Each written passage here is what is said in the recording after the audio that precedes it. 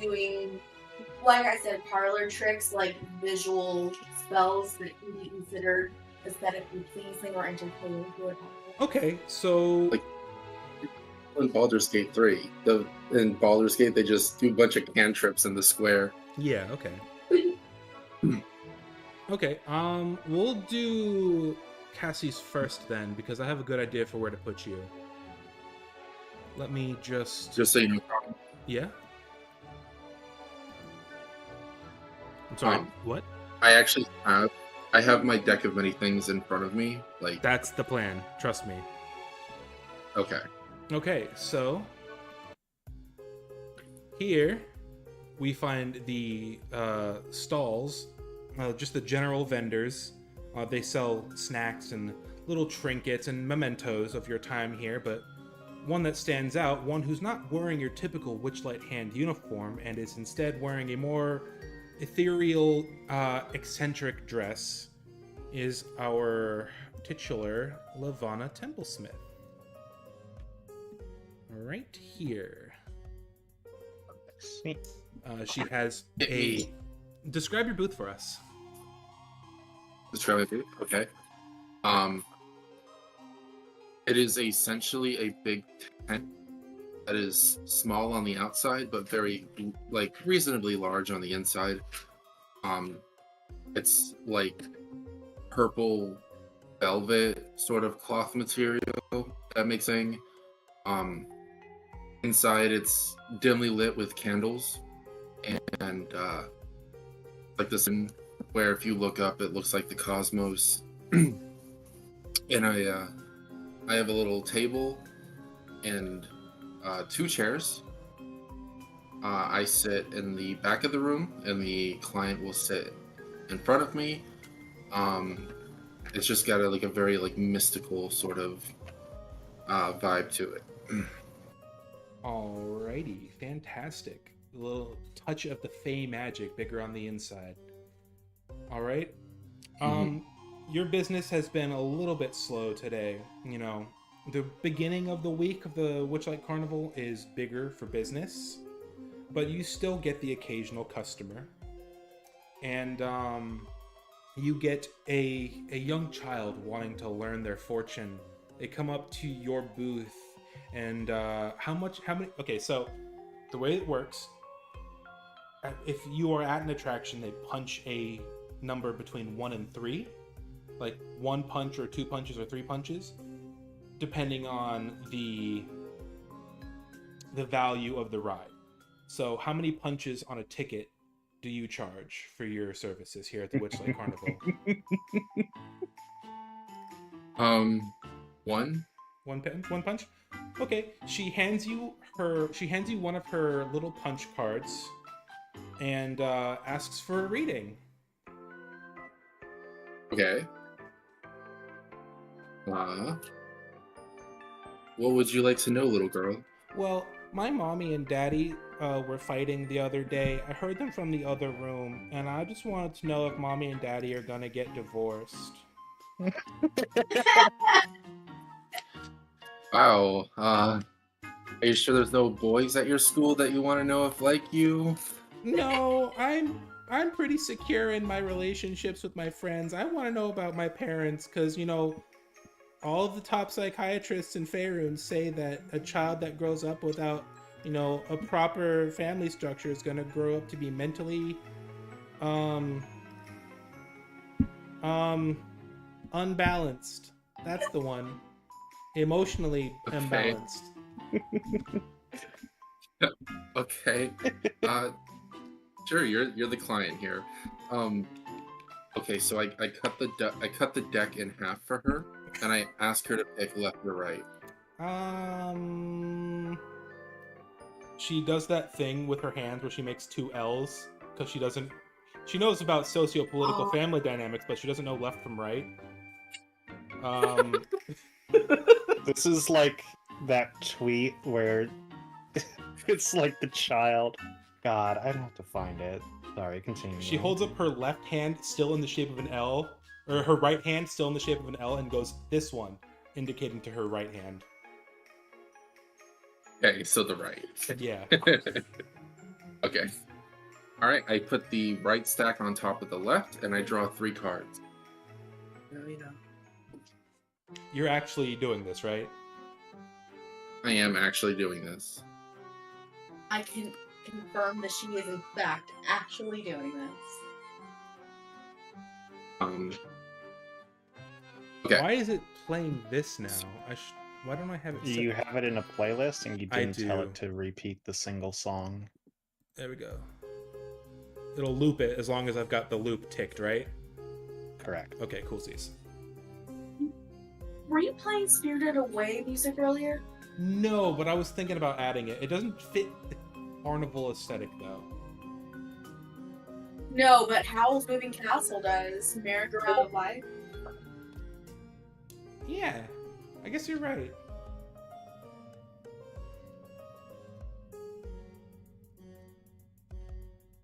They play that song at Morgan and Brandon's wedding. I remember that's what they said that was their first dance too. Always loved that song. Oh shit. What was that? That's wrong. That's wrong. I posted the meme I was thinking of with regards to this child. Yeah. Oh my god.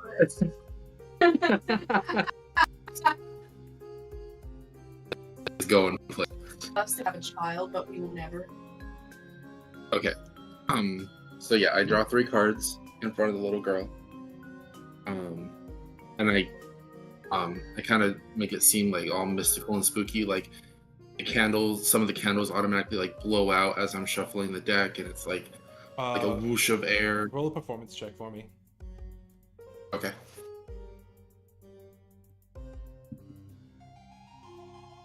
Rolls nat 1, spills candle wax in her eyes. Oh no. Wait, Cassie, you haven't rolled your portents for the day yet. Oh yeah, roll your portents. Oh yeah. How? Okay. I'm sorry. What is that? What Open do your I character do? sheet, and in your features Yeah. should be portent. Oh, like on the actual. Yeah, Meeper went through a lot of hassle making the divination subclass. It's very well done. Yeah. Keeper. You're welcome.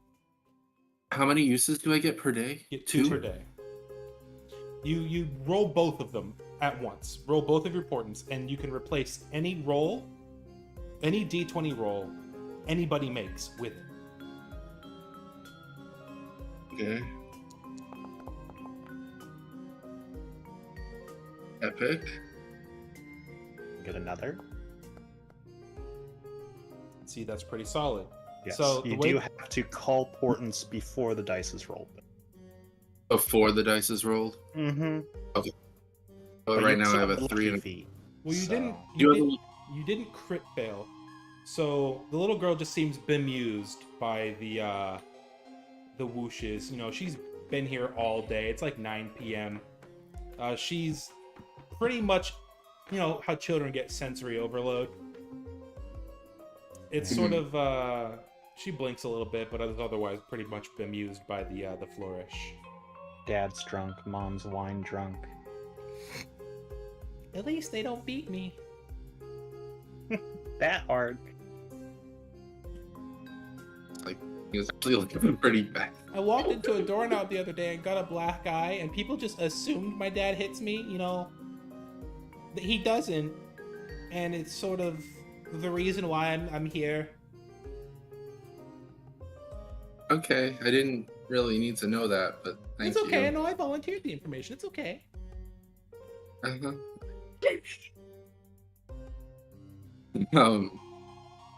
So yeah, I go by the cards one by one.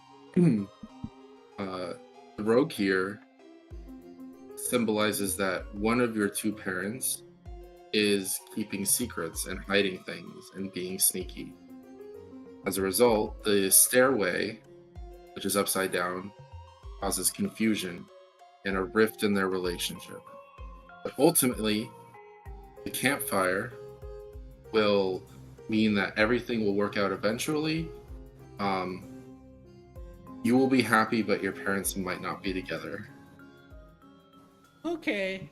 So does that mean like okay, what I'm gathering is I get 2 candle nights presents from I get like one from mommy and one from daddy. When they split up, I still get Yeah. like I get 2 birthdays. Yeah. You'll get And 2 of you'll be everything. fighting You'll get... over which one gives you the better present. So, like, Exactly. you're Yeah. gonna get some good shit. Okay, well, I mean, Yeah. I would like mommy Your and dad is daddy to gonna- stay together, but I mean that works out pretty well for me, so thank Yeah, you. no, and like, yeah, no, of course. What a weird kid, I whisper to myself. And The she's mom walks up. Did you tell my daughter I'm getting a divorce? just... Catherine, hold on. Hold on, Catherine. As the kid hold on, Catherine. As the kid walks away, it takes about 5 minutes, but a middle-aged woman does actually come up. Okay. She didn't see her I kid. give her She didn't see her kid walk away, so she has no idea what just happened. She just wants a tarot reading. Oh hi.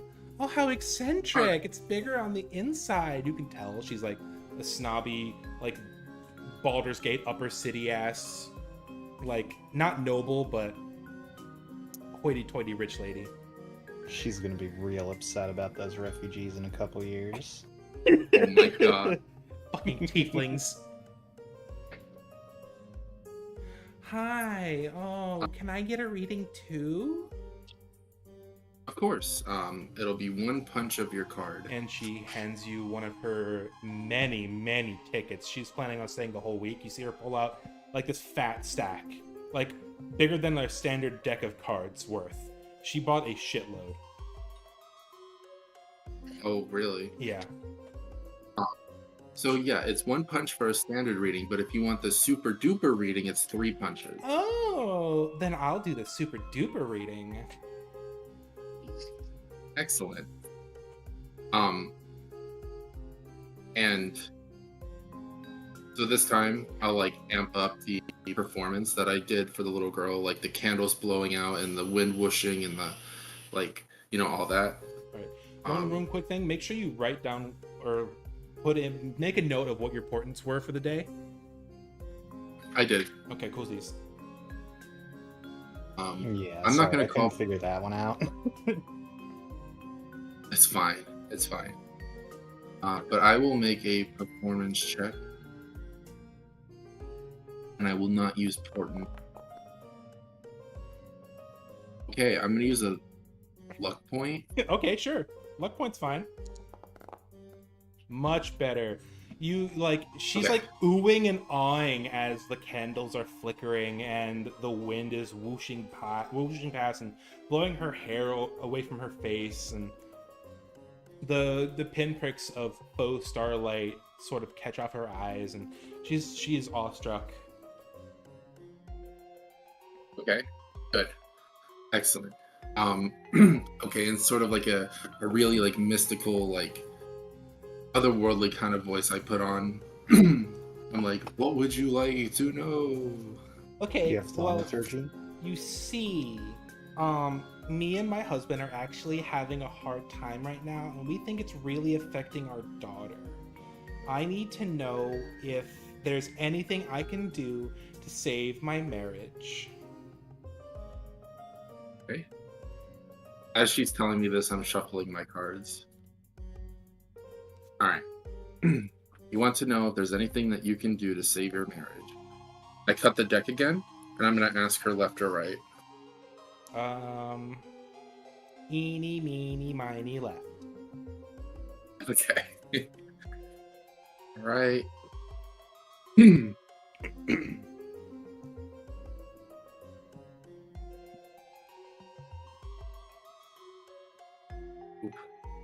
Okay. Should I post a picture of this or no? It doesn't Yeah, know. if you want. Okay.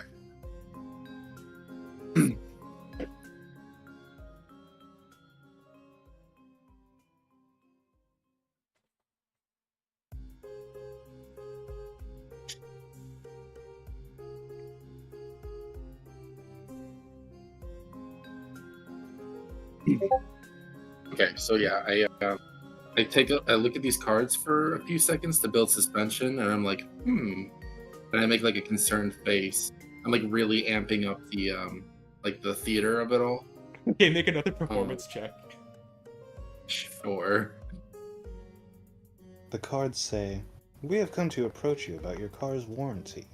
Her look shifts from like wonder to a mix of concern and confusion.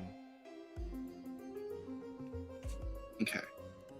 So I tell her that the staff represents her. Sorry, the tree represents her, and the staff represents her husband.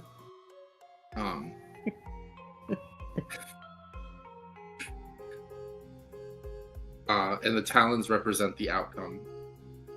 I don't think that there's any way that you could save this relationship, especially because I believe that he's taking a part of you.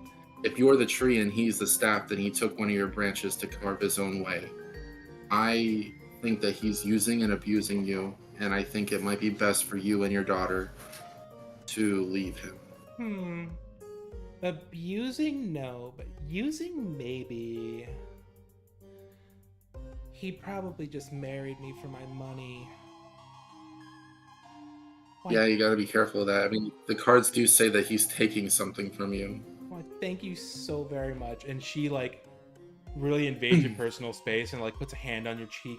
You are so wise. I, like, grin and bear it. I really don't want this touching me. And she also walks away. Cool. And it's been about 30 minutes, and you see a gruff older dwarf come up to your stall. I hear you're dishing out tarot readings. You could say that. Well, I don't know if I should be saying this, but I saw some pretty unsavory things in my wife's journal, and I got the feeling she's about to leave me and try to take my kid. So if you could give me some sort of wisdom on how to prevent that from happening, I would be greatly appreciated. Yeah, sure. How, Sure thing. How many punches is it for the thing? If you want a normal reading, it'll be 1 punch, but if you want the super duper reading, it's gonna be 3 punches. Will the super duper reading guarantee that my wife stays with me and she doesn't take my kid? Sir, the cards don't write the future, they just tell the future. Will the super duper reading tell me the best spot to hide the body? Alright. Fuck it. And he hands you his card and asks for the 3 punch reading.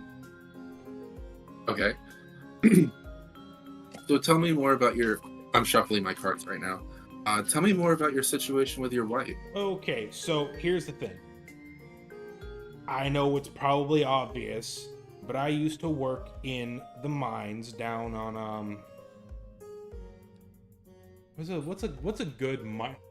The old mines at Fandelver, the abandoned mines. I used to work there a long time ago, and before they dried up, I was pretty wealthy. And then I met the love of my life over in Phandalin a few years after I had essentially become homeless. Out of the goodness of her heart, she took me in, and together we had a beautiful child. That sounds lovely. Now I've been, insecure in past relationships, sure, so I tend to snoop a little bit. Sue me. And I saw some, unsavory things written about me in her journal. We've been together for 20 years. Okay. And at this point, I'm done shuffling my deck, and I ask him to pick left or right. Right. Okay.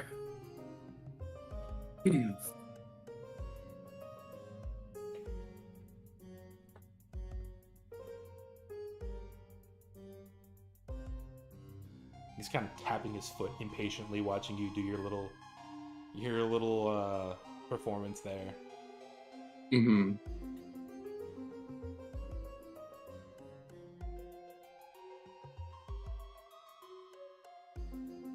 Did you know she had the audacity to let our daughter roam around free in this carnival here? Well, I assure you the carnival's perfectly safe, sir. It's meant for children. You know, they say that about soda pop too, but it rots the kids' teeth out of their heads. Oh my god. He sounds like my customers. Boomer dwarf. Dwarf. Dwarf. My name's Dwarf. Boomer. This is interesting. What do you do for work these days? Oh, I'm a stay-at-home dad. You know, the toughest job there is. Toughest job. I'm Okay. between official employment at the moment, so I stay home and take care of our young daughter. Is your daughter in education? Is she in school Oh during the day? yeah, my wife sends her to one of them fancy dancy private schools in Baldur's Gate. Okay. So your daughter's away from home and you're a stay-at-home dad? No, my daughter's 8 years old. She just goes to a private all-girls school in Baldur's Gate. She comes home every day. She I doesn't see. live there. Well, to be honest, sir, I don't need the cards to tell you this, but You're cringe. although the cards do corroborate what I'm saying, which is that she loves you and she wants to be a family, but she just wishes that you were a better father and a better husband. And I hope that you use this constructively as opposed to deconstructively, because you guys have a nice family and wouldn't want to see that broken up. Did you talk to my wife? No, that's what the cards are saying. Oh, yeah, that makes sense. Yeah, this is the your card, YOR, and this is the wife card, WIF with an accent over the F. Well,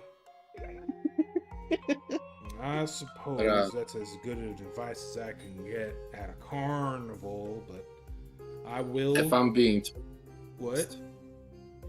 If I'm being totally honest with you, sir, it's not looking good. So you might need to make some changes. Okay, personal advice. Throw them cards out the fucking window. Okay.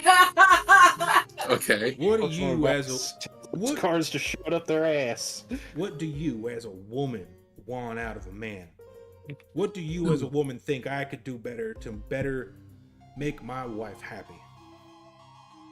I mean, not much, honestly. Somebody who's considerate. Like, you don't even have to do much. If you just think about doing something and offering, it could go a long way. Being more sensitive and not being so concerned with money or finances, and just being a good father. Those are all things that women find attractive. You know, she does say I should cook more. She's really into that classical dwarven cuisine.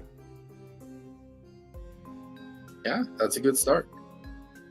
And I suppose it wouldn't hurt to get back out there and get a job. We can't have two stay-at-home parents. Oh, I should mention that my wife comes from big money, old money. She's also a stay-at-home mom. I see. Yeah. Well, I wish you nothing but the best of luck, and give your daughter a hug for me. I appreciate you. I'm gonna go get drunk now. Good night. I haven't learned a thing. All right. Yeah, it's been about an hour since you met that very happy family, and I think it's time we meet Cressida.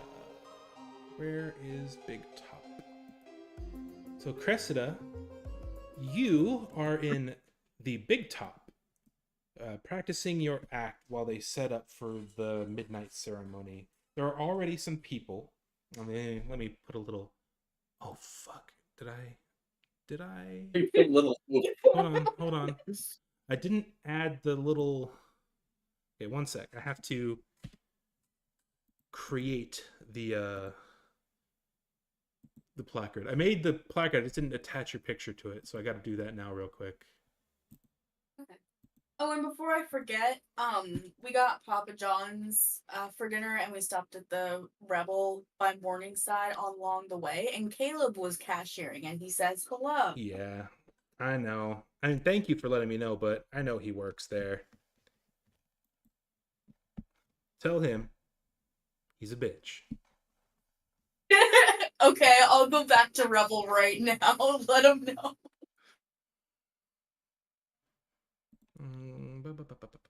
Choose file. Downloads. Cressida.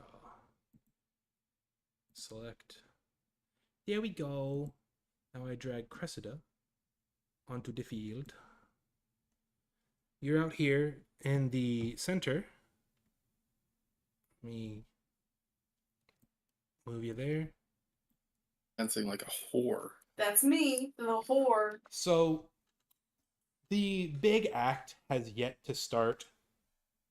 This gentleman is practicing his act for later. He is the resident fire breather. Let me show you this dope ass art from the book. It's very cool. What the fuck? How do I fucking token? No. How do I show the art? God damn it. Do you have that module installed? I do. Then you can click the token if it's on this, or you can click There the we go. artwork, and then in the bottom right it'll say show to players. Look at Damn, that is cool. This is you in this along in the center with you is a tiefling fire breather, practicing his act with a few methods surrounding him. Nothing too complicated. He's just running through the basics. And Cressida, I would like you to describe your act for me. Okay, well, I usually do things by controlling like earth, fire, and water by bending it into uh shapes, like strewing it all around and stuff, making it like sculptures or stuff like that. I also sometimes ask for volunteers from the audience if they want to enhance their abilities for a moment to see what cool acts that they can do with my help. And then also, I chose Skywrite for myself. So I just imagine a giant carnival cloud billboard in the sky. That's fantastic. I will say your skywrite. I'm gonna just for this occasion, the big top I'll say is big enough to where you can skywrite inside the big top. It's essentially a giant 50-foot tall tent with like bleachers on all sides, all kinds of trapeze equipment, a little sub tent in the back where you see the performers go to get their costume changes and other equipment and stuff. How would you like your practice performance go? There are a few people in the bleachers ready to go for tonight's performance and stuff. So how do you want to wow them?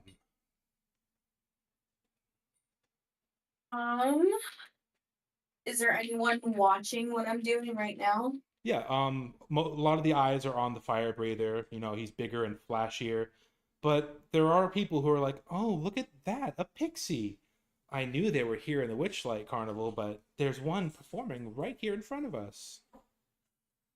You know, I'd say it's about 70-30. Most of the eyes are on the fire breather, but there about 30% of them are on you. Okay. All right. I'll do like a little skywrite in front of me, I guess. In front of them and be like, "Hello, welcome to the show." Okay. And sign my name, Cressida. Roll a performance check.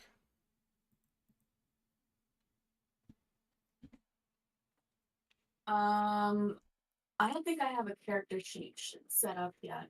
I wrote all of your stuff down here on this character sheet, so just double click your placard and let me make sure that you own it. Give me a sec. I knew there was something else fucking forgetting. Configure ownership. Catherine, owner, save. Right, you should be able to double click your little plaque. You should be able to double click your placard and roll your check. I didn't add your subclass, so you're gonna have to refer to your sheet from that. Okay. But This everything is else, not a sheet I've ever seen before. you can just fix it. You can right click that or left click that little sheet cog in the top left, and You can change it for her. oh, wait, what does yours look like? Because mine's I set it to legacy. Mine just displays owned items 1 through 6. What? Hmm. Oops. Owned items 1 through 6. Take Yeah. a picture of it so you can see. One second. Thank you, Sling.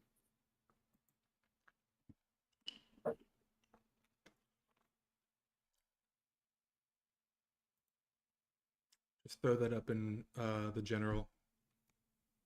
Yeah.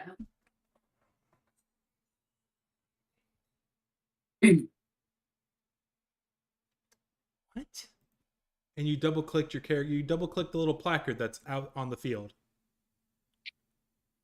No, I can't do that. It's not letting me. It should let you now. I Okay, made I you... just did it and same thing displayed. What the fuck?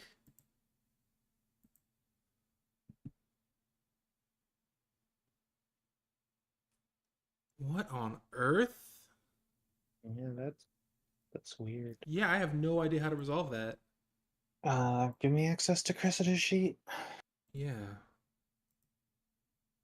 Configure ownership, Meeper, owner. Look here. I mean, it looks fine to me. Yeah, Meeper can own it and manipulate it. Let me delete it and drag it back on the field.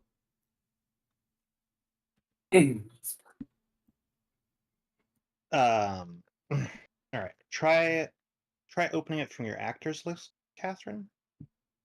Okay. Same Uh, thing. Same thing. All right. Do you see the cogwheel that says sheet at the top? Yes, I do. Click that. Okay.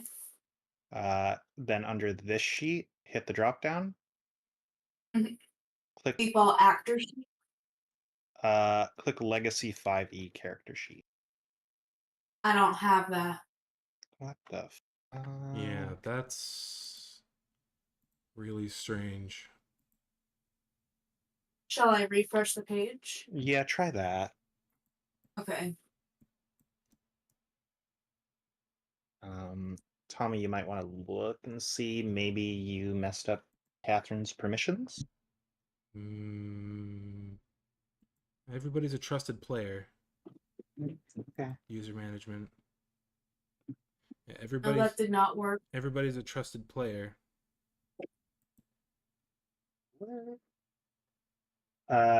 Catherine, you have party in your actors list, right? I do. Double click that. What happens? It's the same thing, but it's blank.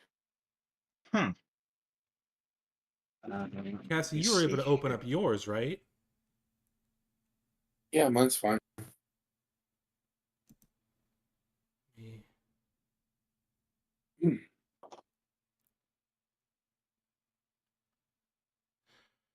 Oh, Christ.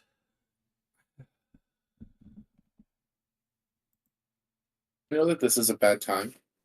But would it be possible to do one of my things that I have to do after a long rest? Like, could I say that I did it at the beginning of today or no? What would that be? Imbuing one of my cards with a spell. Yeah, that's fine. Okay.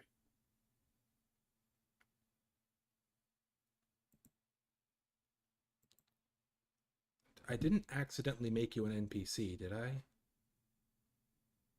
No, because she would have been able to view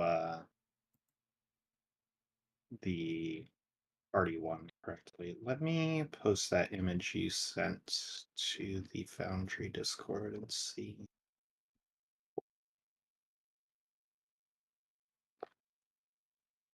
In the meantime, you can just roll the Yeah. dice. And then just add the modifiers manually. Your charisma mod is nil, but because you work here, I will give you advantage. Okay. Hi, So what is that exactly? I never roll those. Just roll 1d20 and then roll another d20. Since it's a +0. Okay.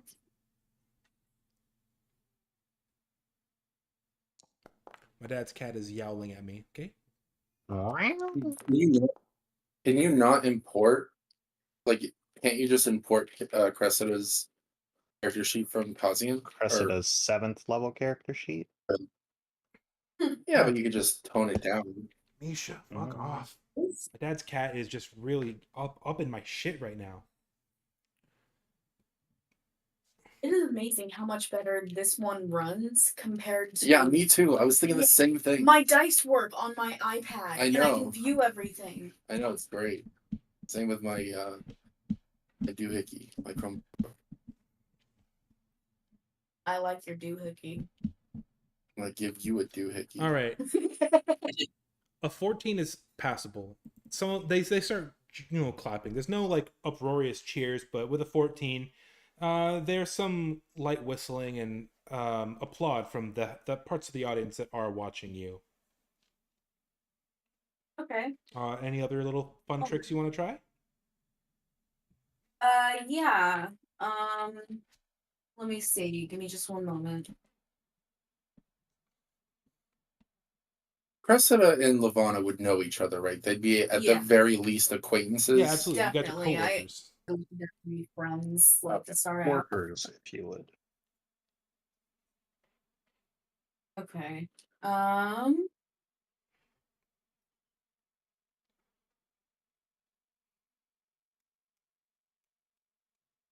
Okay. For sheep water, does there already have to be existing water? Yes. Yes, but Okay. again, you work here. You have all of the tools of your trade, so it would make It'd be sense cool if that you took water out of like somebody's tankard of ale and like made it do tricks around their head.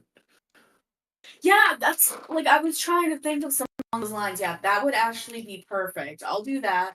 Okay. And then like kind of be like cute and quirky about it, and then little sassy, and then like disappear in a firework in the air, and then upon his grief that I see, I like get it back from the vapors and I put it right back. Okay. If that's possible. No, that's probably cleaner than it was when it started. That's actually a fantastic idea. I'm going to need 2 checks from you. A dexterity check to make sure you don't splash this guy in the face. And a performance check to see how angry he is about his beer being fucked with.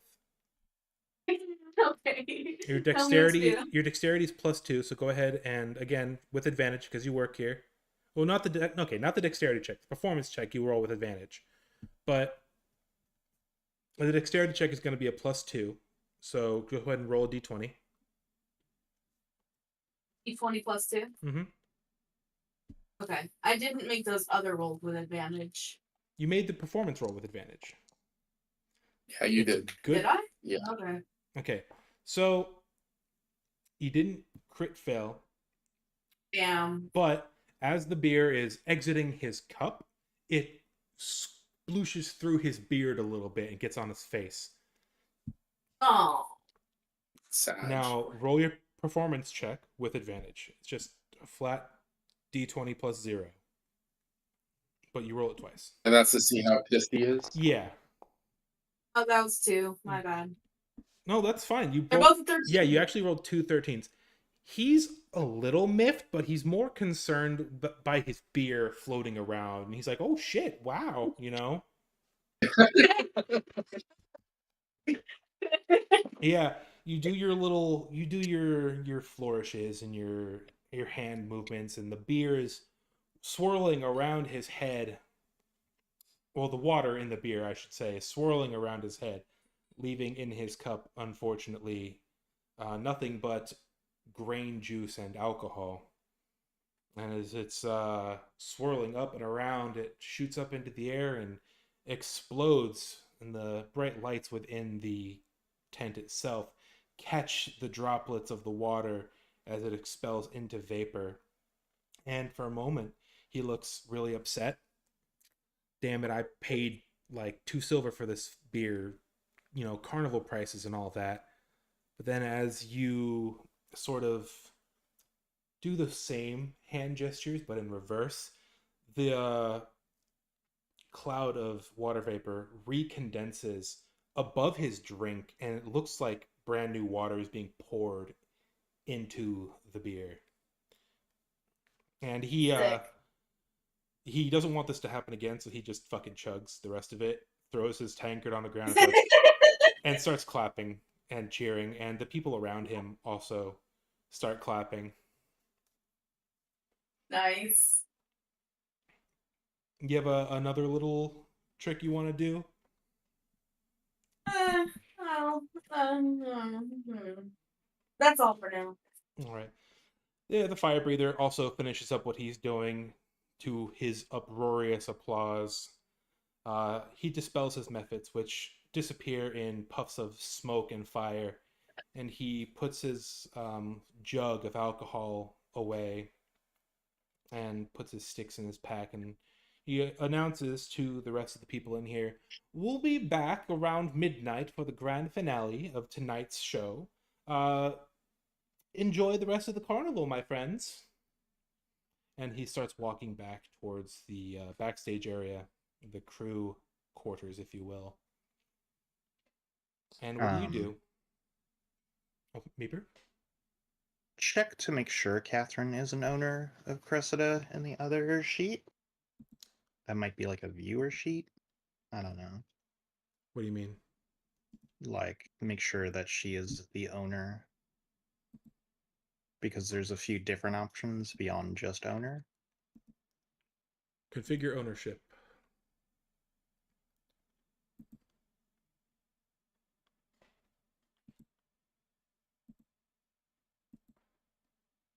I don't know what I changed. It says she's an owner. Okay. It was just a thought. Configure ownership. All players none. Cassie default. Meeper default. Catherine owner. Oh, Meeper owner as well. Meeper, I have a question. Okay.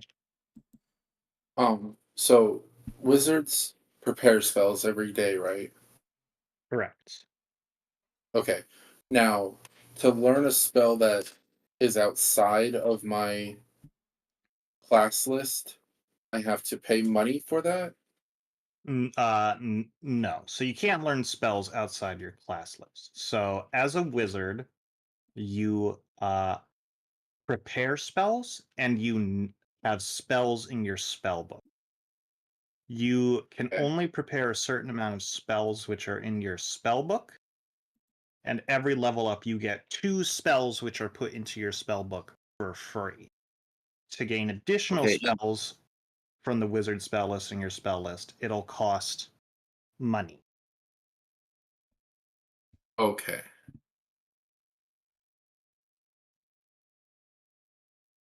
Additionally, ritual spells you don't need to have prepared to be able to ritual cast them. However, if you want to action Are you normal serious? cast them, you have to have them in your spellbook, I or forgot you have to to have them prepared.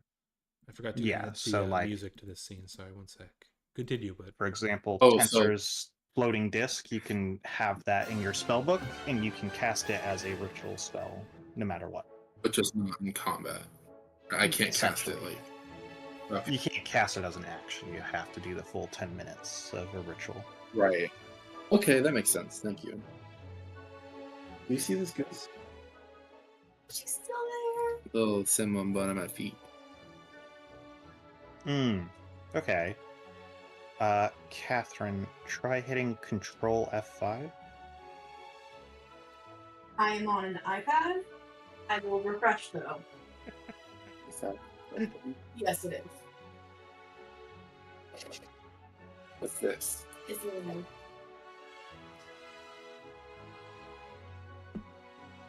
Yes? You kidding me? You know, in fact, I actually have something arriving that will be perfect for that. no fucking way. Is there a tiny little? Mm-hmm. Oh my god. Okay, What's yeah, the, that did not work. Are you in Safari or Google? I'm in Safari. Try opening it in Google. Giggle. Allow me to download Google Chrome. In the meantime, Meeper, would you say that you made your way to the big top to witness this little performance, or what would you want to do in the Witchlight Carnival while you're waiting for the next day? Yeah, I'd probably just kind of want to get a general idea of the current layout of the fairgrounds. Okay. Sure. I will refer you to the map. Pretty much everything here is exactly how it's laid out. You got the big top here. Okay. Down here is where the ticket booth was. Mm-hmm. As you're walking around, I actually would like you to make a perception check for me. Need to see, where is this person?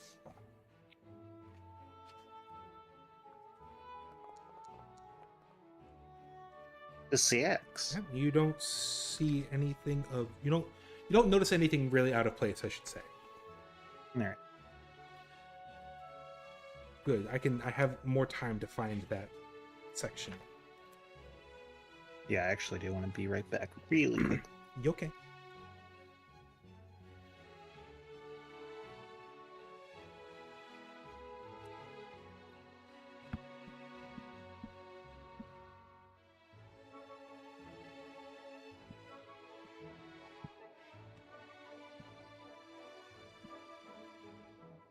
It gives me time to think of a nice description for each thing Meeper walks by. Oh, I should probably tell you what I did with my hidden ace. Yeah, go I ahead. don't know if I have to tell you. I mean, you don't Um, necessarily have to, but I'm gonna tell you. I was gonna say if you want to So keep out it of secret. my, no, it's fine. I scrolled through my deck and I found the Jester card, and I decided to imbue it with spray of cards, Okay. and that cost an. It cost what? Cut out. I cut out. You cut out a little bit. Sorry. Yeah. That did not work. No. Well, Meeper went to the potty, so we will wait for her to get back. Not the potty. You know what I will do? I will delete Cressida permanently forever, and then make Cressida once again. Player character. That's probably the only option. I'm getting snapped. Folder. Not NPCs. Like that. Legacy 5e character sheet. Save. Meeper sent me a picture of your character sheet so that I can edit it. Okay. I just deleted Cressida and I'm remaking her. Seeing No, if you that could works. Try duplicating it first. Well, I already did it, so.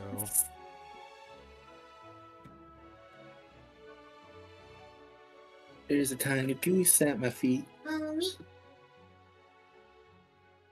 Your proficiencies. Arcana. Insight. Investigation. Perception. So you opened it in Chrome and it didn't fix it? That's correct. Damn.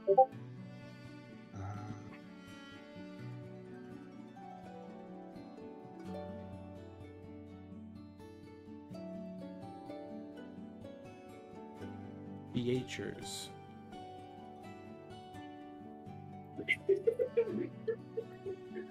Can you send that to me?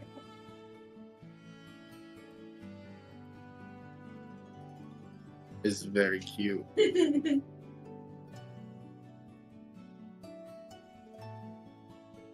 Level 4. Some people are saying to try clearing the cache. It will There's delete. So, Just okay, download it. listen. Okay. Okay, so not in Safari, but in your general settings. Scroll down and hit Safari. I've had to do this before, and I was like, why wasn't it in the browser? It's in the system settings for some stupid reason. But see, I'm not using Safari anymore. I'm using Chrome, and I just Sometimes the downloaded. cache is shared. Oh, real? I'm trying to fucking find something.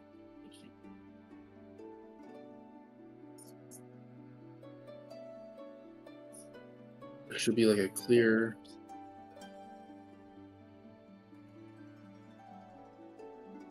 Their history looks like it. Yeah. Is that stupid that it's in the system settings and not in the browser? It's really stupid. Well, I made a new Cressida. Let's see if that works. After you fix your... I'm gonna close. No, close and reopen Safari. Okay.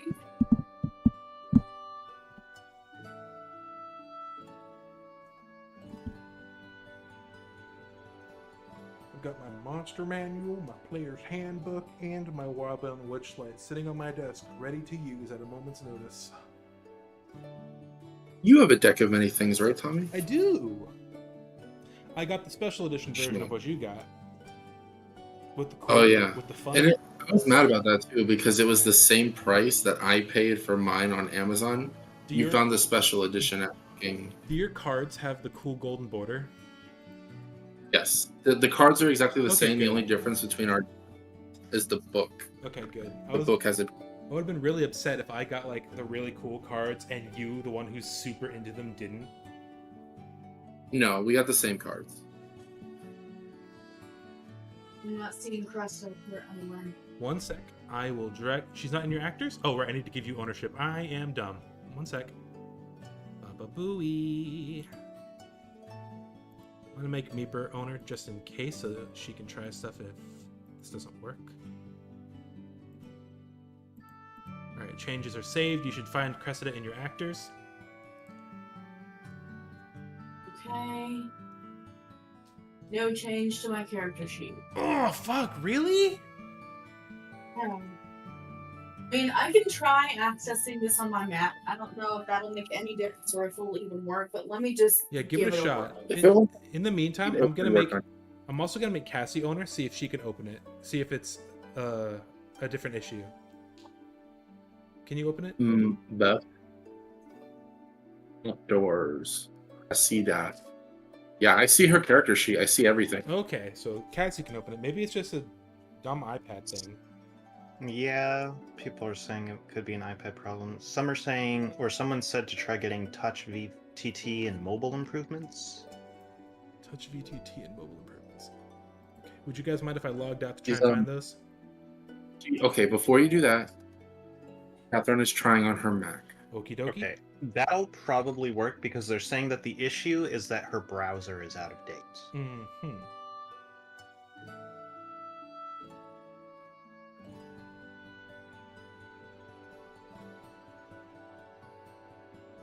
Hell yes! Okay. Yeah, the Mac. Okay. All is right with the world. You need anything from me? Do you have the spells that you want and the cantrips that you want? You can go ahead and add those to your character sheet now if you'd like. Okay, alright. I have them on a physical list. I'll add them. Well, if you have them on the physical list, that's probably better. I only say that because only the SRD spells are on Foundry until the 2024 Player's Handbook is added to Foundry. So there's nothing really I can do about that right now without wasting a lot more time. Oh, well, at least this is fixed. Thank God. I'm sure you'd rather use your Mac anyways. Oh, so much. Fantastic. All is right with the world. We shall continue. As you're walking around Autumn, you see lots of fun little signs detailing what each attraction is. Obviously, you see in big, friendly, really retro light bulbs spelling out the words Big Top on the giant tent at the dead center of the camp, or the dead center of the carnival. But you also see a little, it's the size of a cart, but it's been modified so that it's got a giant wheel with those little pegs that stick up that play music. It is the Calliope. And beyond that, you see a lost property sign. It's like a little tent. There's some children running around, guarded by what you can see as a displacer beast with a set of fake wings on. And if you guys would like to see that, I've been very much wanting to show this to you. You guys work here, so this is totally fine to do. Behold. Look how cute that guy is. Oh, Ah. almost as cute as a goop. You, Lavana, and you, Cressida, know her as Durlagron, but most people just call her Durla. Durla. To the west, as you continue walking around, you see the snail races. A bunch of Snail races. a bunch of giant snails are very slowly but surely racing around a makeshift track, leaving icky goo behind them in their wake. There is a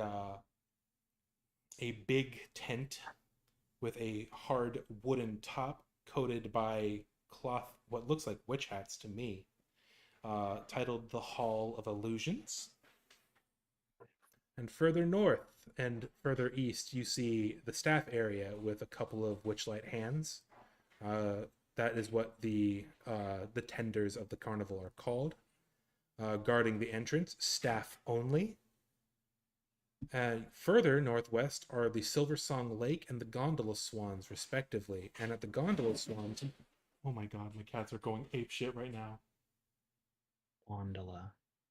The Gondola Swans, specifically, you see a series of giant swans in the river pulling gondolas. Oh. Yes. As you're walking around, making your making mental note, mapping this place out in your head. There's also a carousel with what looks like a centaur, also wearing the customary fake fairy wings, tending that booth. And to the far east, you see the dragonfly rides, which are exactly what they sound. A series of dragonflies that are each saddled, and you see people getting on them and flying in fun little figure eights. Big figure Out of eights, I should curiosity, say. Tommy. What's that? I didn't mean to interrupt you. Out of curiosity, did me doing a reading for that family affect the mood of the carnival? It stayed neutral. Okay, because it was kind of bad news. The mood of the carnival stayed neutral. You didn't make an impact on anything aside from just their moods. Okay, I don't know how that works then, I guess.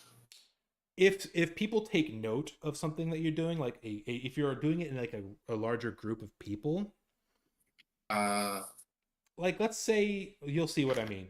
Actually, you will see what I mean. I'm gonna make sure of it. Uh, and up north of the Dragonfly rides is the feasting orchard, where people have been going in and out of to dine. And there is a sign above the feasting orchard saying "Fairy Cake Eating Contest." So, fairy cake eating? yes. Huh. And Delicious. it's not on the map, but there is a set of tents for people who would like to stay the night at the carnival, so that they could maybe beat lines and not have to go all the way back to Baldur's Gate or the inn down south. I see. Well, in that case, honestly, I feel like the most interesting place for me to start at would be the. I'm just gonna kind of walk up to lost property. Okay. Let me scroll back a few pages. Or forward a few pages. Or upward a few pages. Excuse me, it's forward a few pages. All right. Outside the lost property wagon is a large feline creature with midnight blue fur. It has a pair of tentacles extending from its shoulders and wears a pair of fake butterfly wings. Hanging from its collar is a small wooden keg. The creature roughhouses with two young boys. One young boy squeals, "Again, Durla, again!" while the other hangs onto the creature's neck.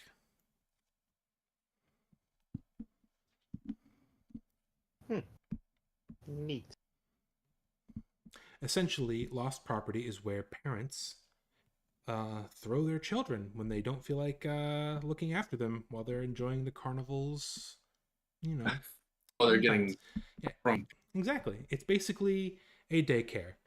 Durla It's has, called lost property. yeah, you can see Durla has some scars on her face. Um, she's a bit older. You can tell that they're not from working at the carnival. Um, she's taking all of this in good faith, or she's taking all of this in stride, indulging these children to try and keep the mood of the carnival up. I see. Uh, what about Durla is the displacer beast, right? Correct. Right. What about the kind of woman overseeing everything? Oh, the woman overseeing everything was at the carousel. The hold on, I'm not sure what you mean by woman overseeing everything.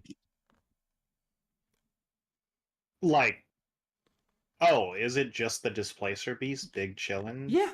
I, oh, I thought there was like a woman next to the displacer beast, Oh, or is that one of the children? on the art, yeah, I know what you mean. On the art, there is what looks like a young woman, but it's just a girl. It's literally a little girl. Oh, okay. I have to Let's see. go back to my Firefox and close a few things. Is the displacer beast talking to the Oh children, or is yeah, it just like she is normal? actually considered an awakened displacer beast. She can talk and is talking and being jovial with the children that are dangling around her neck. And my brother has brought me food. Thank you. Mm-hmm. I can't give.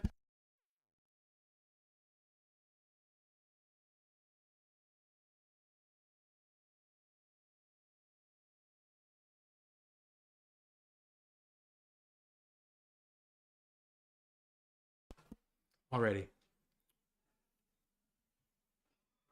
Okay. Um. Yeah. I'm just going to.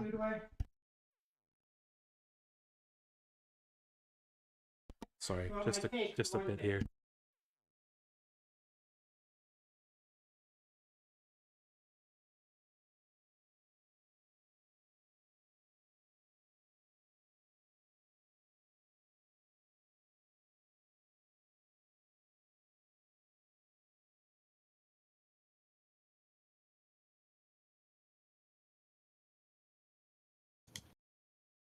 Okay, I should have quiet now.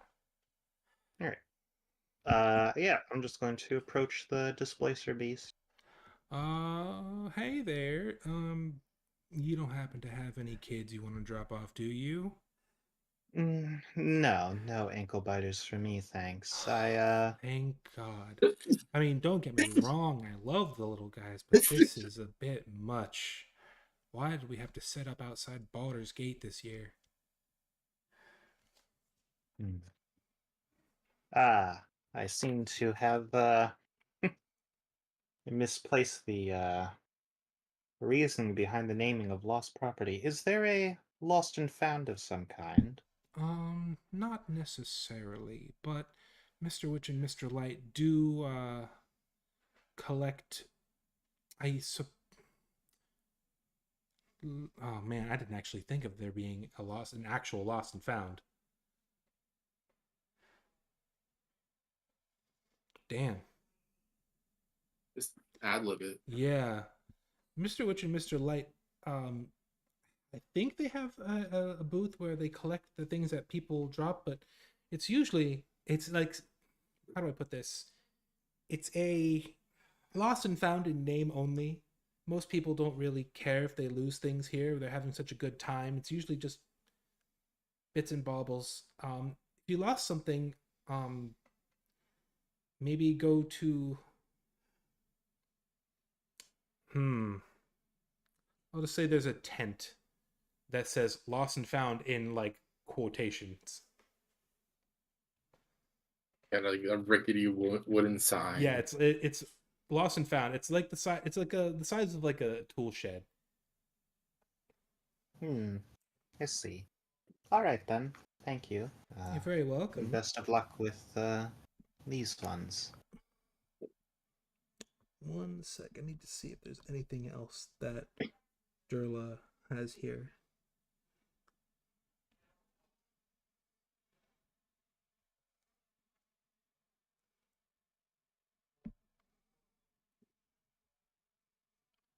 Oh, actually, speaking of lost and found, things actually do seem to go missing from the Witchlight Carnival and don't ever seem to really come back.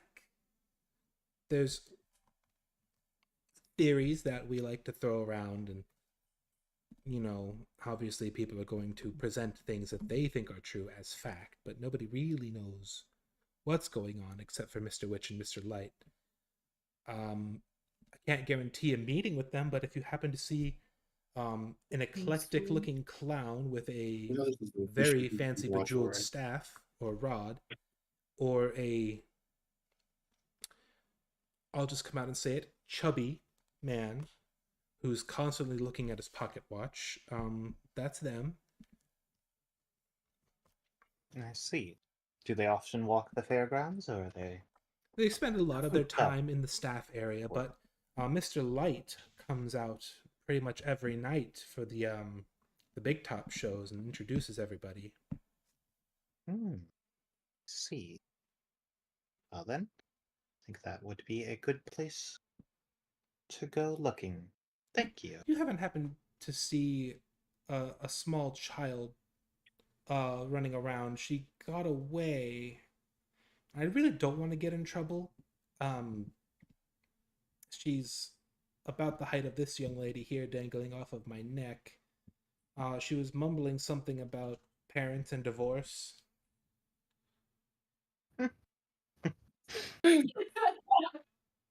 Sounds like a different kind of trouble than you're used to. Well, yeah, I'm not Uh, exactly equipped to give emotional advice. You see, I am a cat. hmm. Give yourself a little more pride than merely a house cat. But if I see any lost children, I'll try to send them your way. Thank you very much. Mr. White would be, I wouldn't say he'd be angry, he'd be disappointed.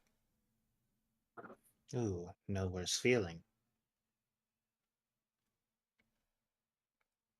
All right.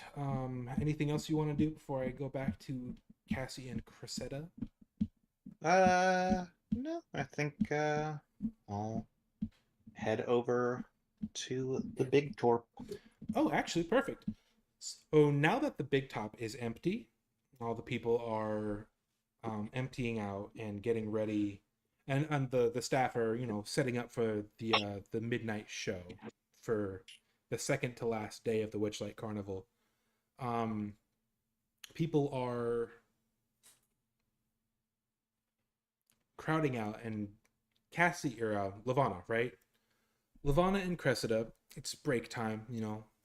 You guys go to the big top because it's going to be empty, and you're hanging out, eating whatever you brought for lunch, or even anything that the vendors sell. Employee discount, and you see a young Eldrin lady, a young fall Eldrin lady, come into the big top. But you also see Mr. Light approaching you with a very characteristic grin on his face. Hello, my friends. You've been working hard, I see. I I do that polite bow where you put both your hands like on your like middle, and then you bow. Oh, there's no need for such pleasantries. We're all friends here. In fact, I've come to give you a gift. Um, Tomorrow is the last night of the carnival, so I figured I would give the two of you the day off. And he hands each of you a pair of fake fairy wings and a stack of punch cards. It's not every day our employees are allowed to really interact with the carnival. We sort of rotate it year by year and day by day, and it's your night tonight. Or your tomorrow, I should say, rather. Feel free to spend the rest of the night exploring and doing whatever you want, but tomorrow, don't forget about the crowning ceremony. Everyone who's anyone will be there here in the big top. Well, nothing to read into there. I take the ticket. I don't know what you mean by that. And it's a stack of tickets. There's like 5 or 6 of them for each of you. I get to go have fun. Yeah. Let's go. I need it after telling that little girl that her parents are getting divorced. And then telling both of the parents the same thing. Um. Yeah, you guys actually do have your staff quarters here in the staff area. So if you guys want to spend the night there, or if you want to continue enjoying the whimsy, you guys can do whatever you want. Do note that Autumn has just walked in, and Autumn, you do catch. Real quick, what time is it? It's around 10 o'clock. It's the big top isn't just for the crowning ceremony. It is for nightly shows, which Cressida and the Tiefling Fire Breather were both rehearsing for. But Mr. Light has given you guys the rest of the night off, and as well as tomorrow.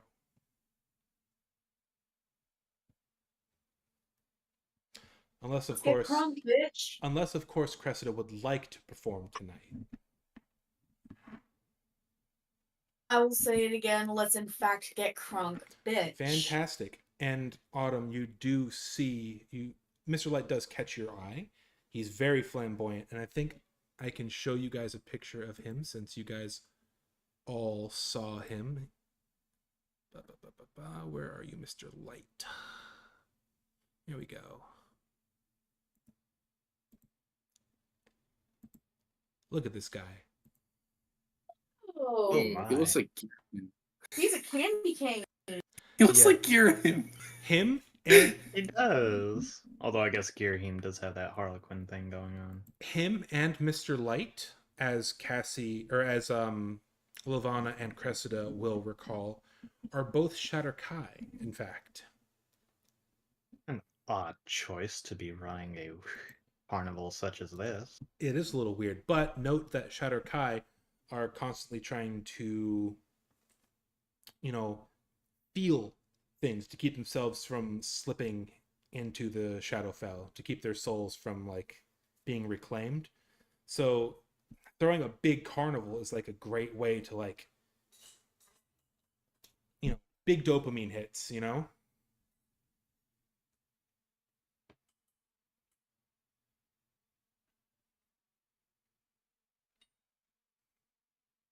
So you guys are free to roam the carnival as you see fit.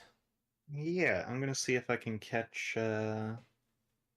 Mr. Light before he exits stage left, as it were. Yeah, you run up to him and do you tap him on the shoulder? No, I'll just kind of go up to him and be like, "Ah, Mr. Light, I presume." Oh, that's me.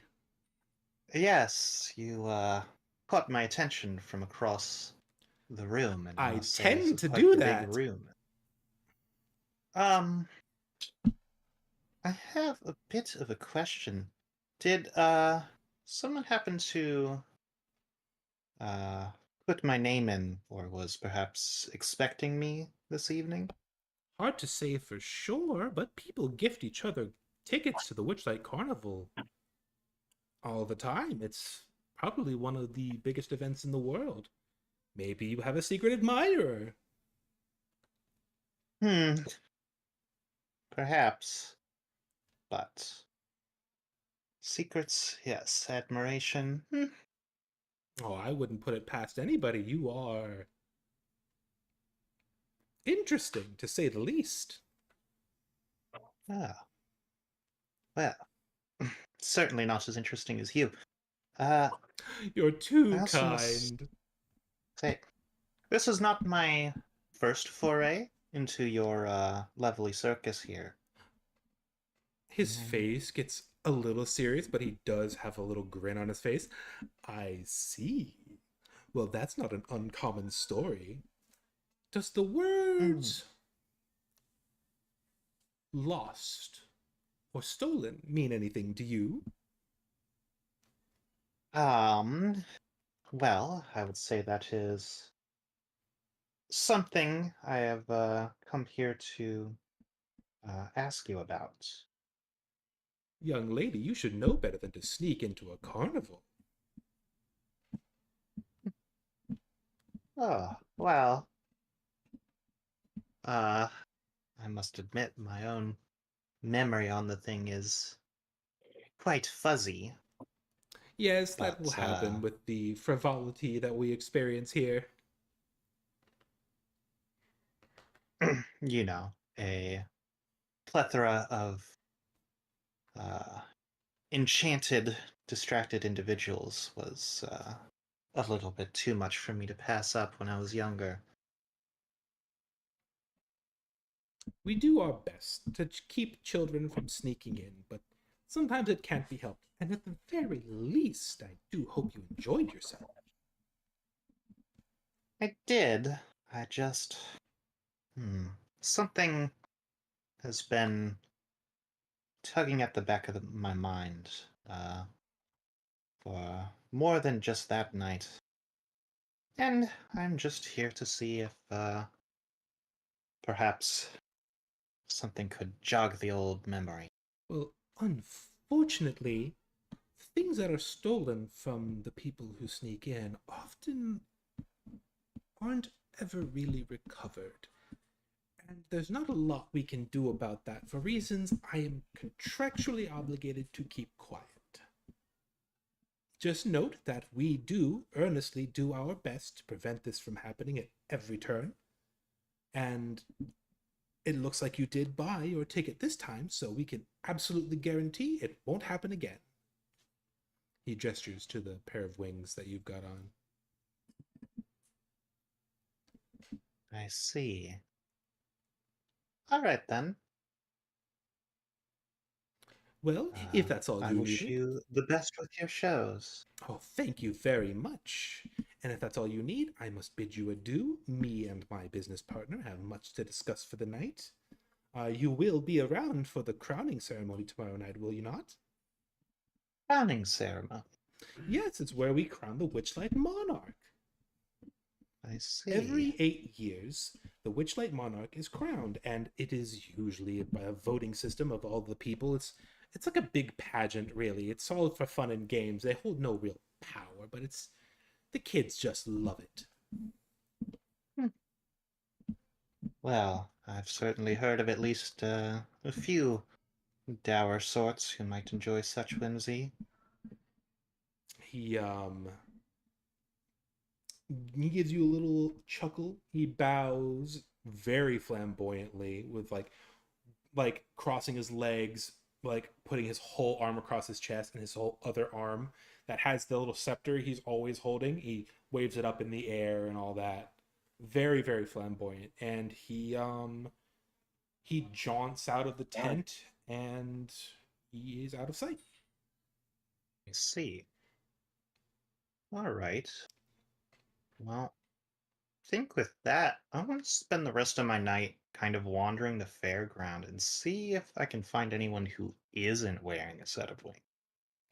Um, Give me a sec. I'm gonna go ahead and sift through my book here. Lavana's not wearing wings. He gave you guys the pairs of wings to wear so that you wouldn't be, accused of not buying a ticket. They know that you work there, but actually, can you make a history check for me because you've worked here for a while? Just her. Yeah, actually, both of you, that would be good.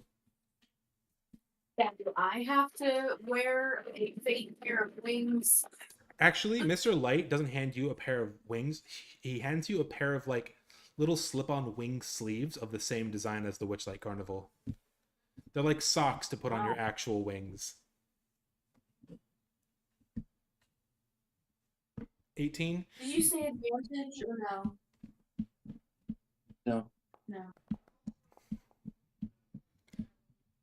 Cressida, you don't really remember much. You're fairly new here. You're in your rebellious phase, but Lavana is sort of a veteran here at the Witchlight Carnival. She's been staying with them for a while. They took her in. You remember hearing rumors about strange people who. Let me try and find a picture of them. You hear rumors. You remember rumors about these weird ethereal beings that will come and bump up against or strike up a conversation with random carnival goers who aren't wearing their wings but otherwise will cease the harassment of them. So it's for protection? Sort of. As far as the rumors go, nobody really knows what these beings, these people, these whatever they are or what they do, but they really only interact with people who aren't wearing their wings. Okay. So then I guess I don the wings. I guess I shroud mine. Okie dokie. Do you guys interact with Autumn at all as she walks in, or you guys gonna hopefully bump into each other later on as you're enjoying your night? Is she wearing a pair of wings? Yeah, she is. You are wearing your wings, right? Yeah. Okay. Then, to be honest, Lavana doesn't see a reason to. It's just like another person in the crowd. Fair enough. All right, and Autumn, you wanted to take another look around and see if you could find anybody else without wings? Yeah. Okie dokie. Let me. Gotta make sure how this works. I know that there is something for it.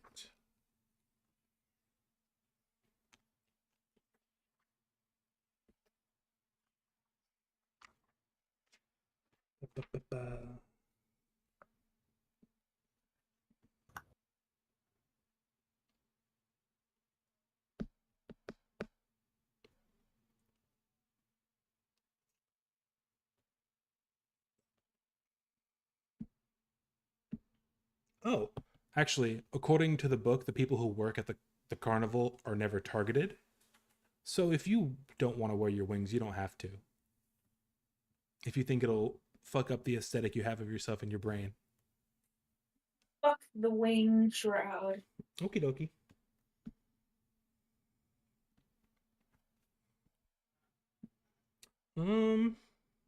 Yeah, Meeper, go ahead and make an investigation check.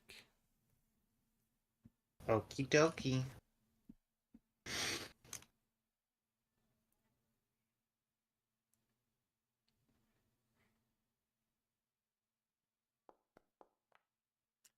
Cool. Nobody's really out and about with no wings. Mr. Witch and Mr. Light seem to be doing a good job in keeping up with the people who managed to sneak in. But I would actually like you to make a perception check as well.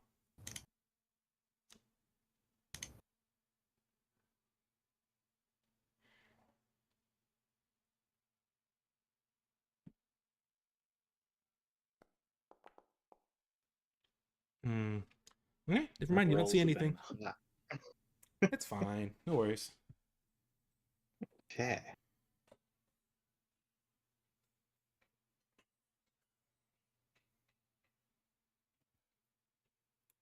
The hustle and bustle of the crowd of people who are having a grand old time.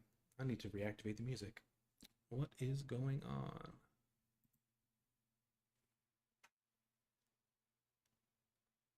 Wait, can you guys hear the music?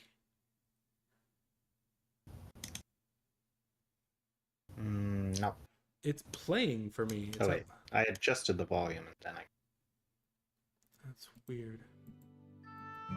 Oh, there it goes. That's weird. It happened for me too.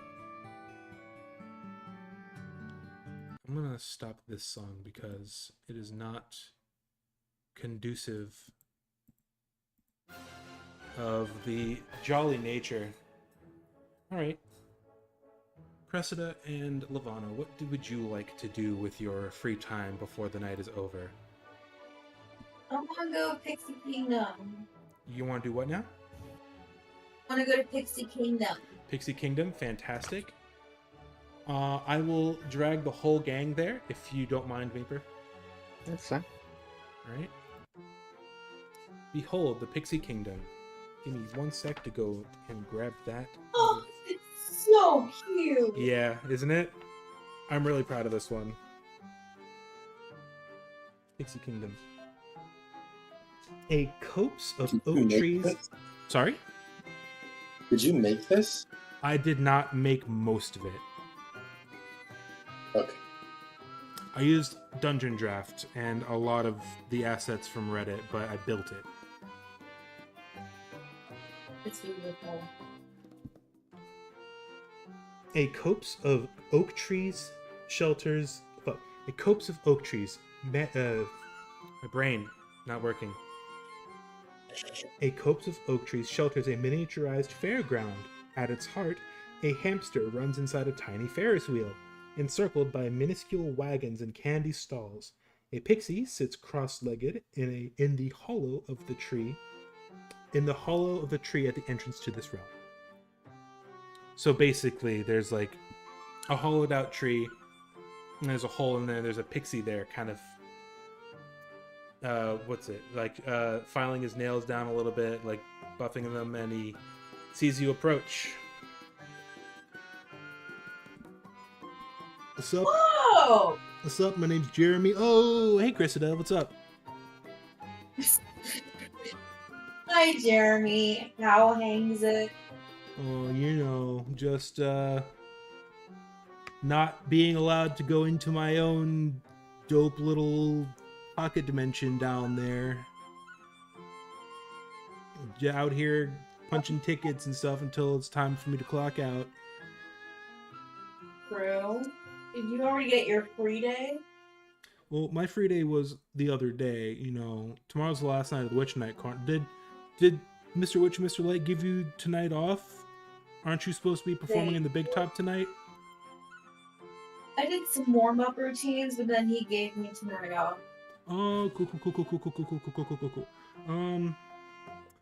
Which Mr. Light would give me tonight off. As it stands now, I'm probably not even going to make it to the crowning ceremony tomorrow. Why? Where are you gonna be? Here. That's crazy, Jeremy. Yeah. Crazy.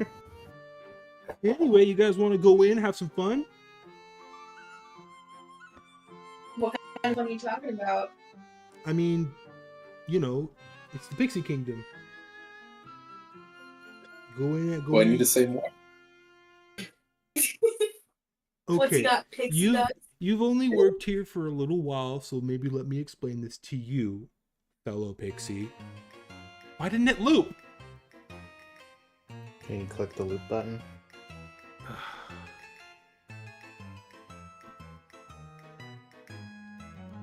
What in the frick? There we go. You know, as you worked here, you haven't worked here for super long, so I can only imagine you're a little confused.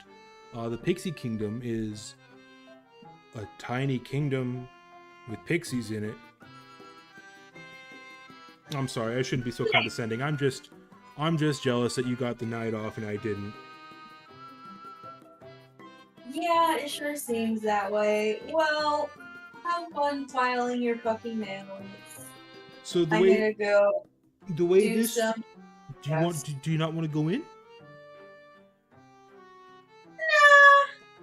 Nah. Are you sure you don't want to go in? I mean, I'm getting, you know, you got a performance review coming up at the end of the month, and you got to punch a certain Are you number my of. fucking boss, Jared? No, I gotta punch a certain number of tickets, man.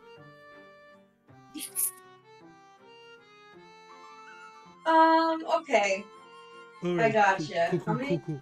Now, when you go in, try to think of a pixie name. Wait, you are a pixie. What about you? Try to think of a better pixie name. What about you, You're stuck. Lavana? Do you want to come in and do like pixie stuff? Oh, I'm not with Cressida. Oh. The fucking bitch, get your ass in here. I'm not.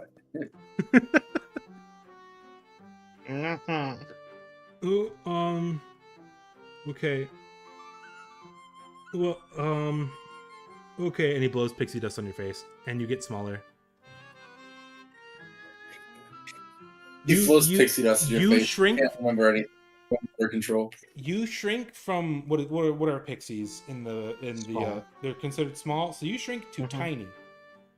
And the grass and the mushrooms that are around you start looking about as tall as trees. So, in the distance, you do see what now appears to be a massive hamster spinning in that Ferris wheel, running like his life depends on it, only occasionally stopping to eat some pellets that the Witchlight hands have graciously scattered around the tiny Ferris wheel, which are gigantic compared to his tiny head. So that's a normal sized dog. I get it now. I think it's supposed to be a cat because of the W face, but it really does just look like an ugly dog. It looks like Iggy from JoJo's. It looks John Husky. Well, I thought at first I was like, that's a big ass dog, but now it makes sense. Yeah. Mm-hmm. Yeah. Inside there are stalls and stalls and stalls of wacky stuff to do. Obviously there's the Ferris wheel. Let me make sure of something. Okay, that's separate. Exploring the Pixie Kingdom. The Pixie Kingdom is a tranquil oasis compared to the rest of the bustling carnival. The air is filled with the aroma of blackberry wine and flower blossoms. 8 brightly painted doorways are nestled in the bark of the bases of the surrounding trees. Oh, this is adorable. So there are, let's see. No,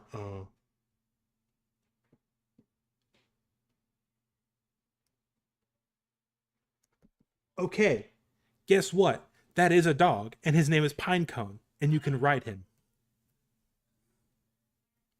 God.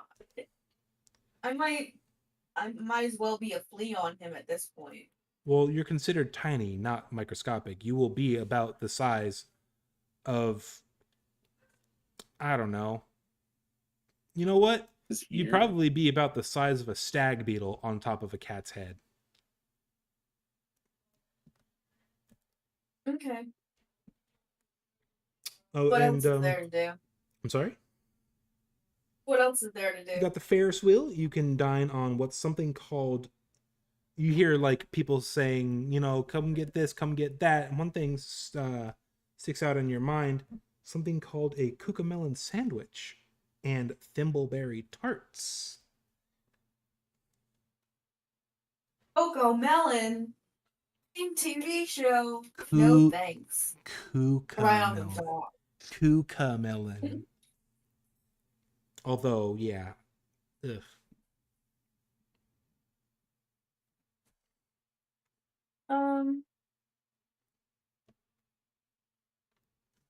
Is the food um like do you pay for food with ticket punches? You actually he just punched your ticket once and you're just free to do anything you want in here. Then take me to where the food is. Okay. As you're passing by, you hear various conversations of people in their various cottages. Something like, "Oh, everyone's on the lookout for a Kenku. That's a troublemaker, but she's using magic to disguise herself." Or Candlefoot the mime and Palasha the mermaid are in love. On top of that, Candlefoot's lost his voice. Is this a part of his act? And Burley the bugbear often talks philosophy with one of the gondola swans. That bugbear has brains as well as bronze. But yeah,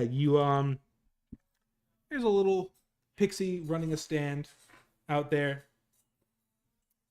You know, she's got her various delicious desserts sitting out on the countertop, and she sees you approach. Hi, would you like to try something?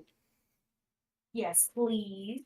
So I've got cucamelon sandwiches, thimbleberry tarts, and that's really it because I've got limited ingredients on account of how tiny I am right now. Okay. How Do tiny any and of these shitty I am. any of these provide any effects rather than sustenance? No. Although when you get big again, you're not full anymore. That's fun. Oh, okay.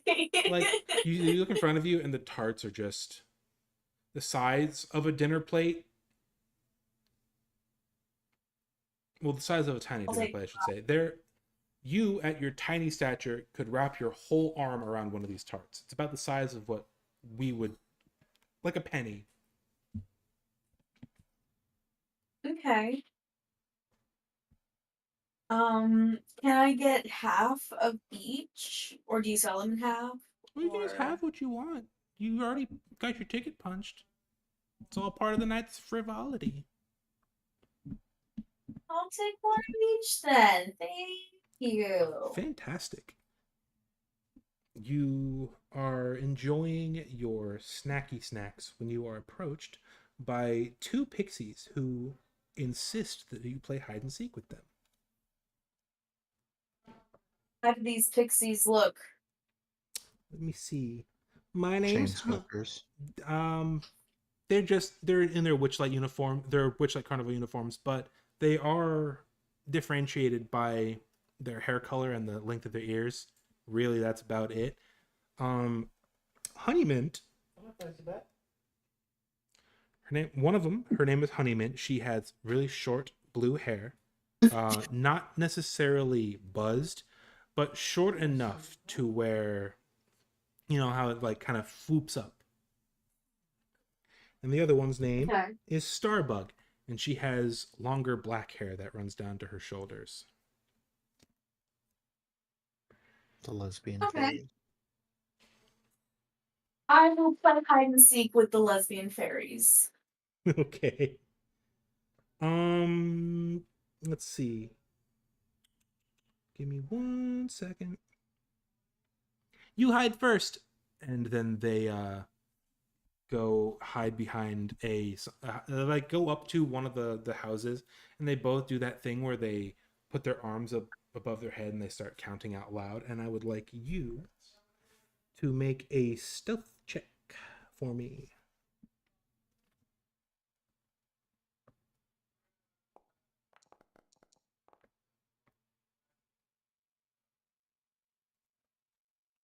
That's unfortunate.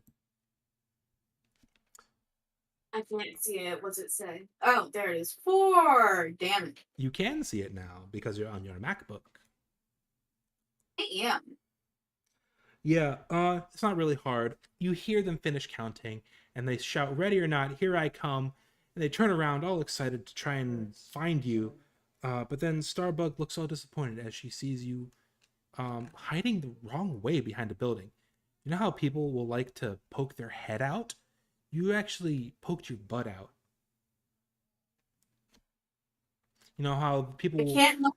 people will hide behind something and they'll peek their head around the corner to see if somebody sees them, but you got it wrong. You poked the rest of your body out, and your head's the only thing that's currently hiding. That sucks. I can't help Disappointed it, though. lesbian fairies, Catherine.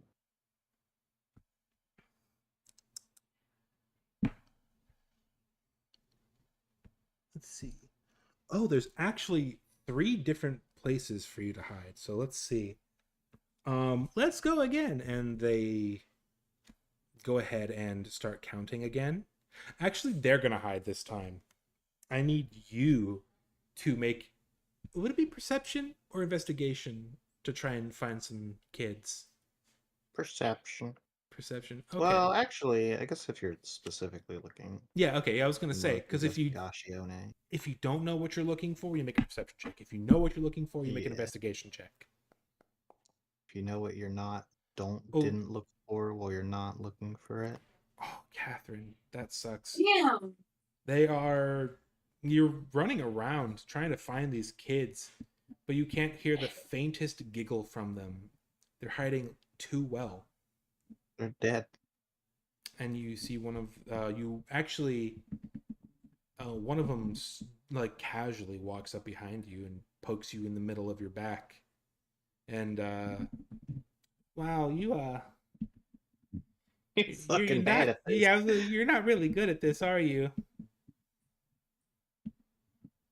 To be honest, I haven't played hide and seek in years. Yeah, we can tell. I'm sorry. No, it's okay. All right. Well, Festival mood drops to the lowest possible. Bye.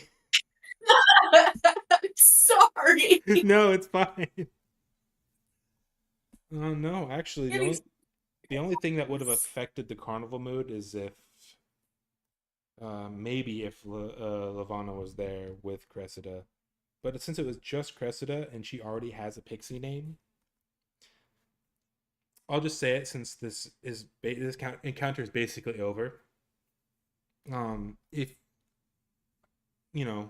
Cassie was there and she decided to go with a silly pixie name, and Cressida had decided to go with a silly pixie name, the carnival mood would have risen by 1.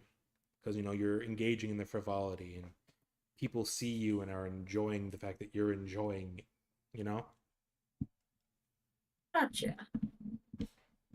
All right, well, how long do you want to stay here? Is there anything else you want to do while you're down here in the tiny, tiny town? No. I'm good for now. All right. Well, as you leave the sphere of influence that this tiny town has provided, you suddenly shoot back up to your original size, which isn't much bigger, but big enough to where those pastries you felt in your stomach moments ago feel suddenly gone, but crumbs in your belly, and you are hungry again. Unless you're not. That's fine.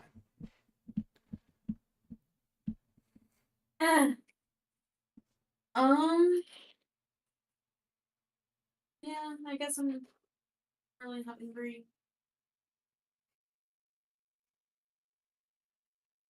I don't really know what to do. Lavana, what are you up to? Let me go ahead and drag us. Let me just drag us back to the main carnival, and you guys can take a look at the other attractions here.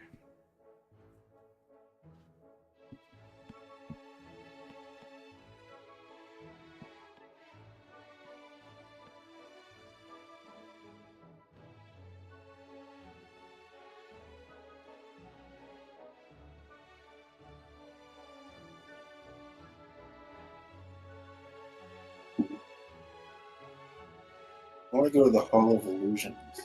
Oh, interesting. Okay, let me. A wooden mannequin of a grinning, raven-haired young woman in witch's attire and a green flowing cape hovers inside a glass cabinet. At the top of the cabinet, a sign reads, Tasha the Wizard, known for her hideous laughter.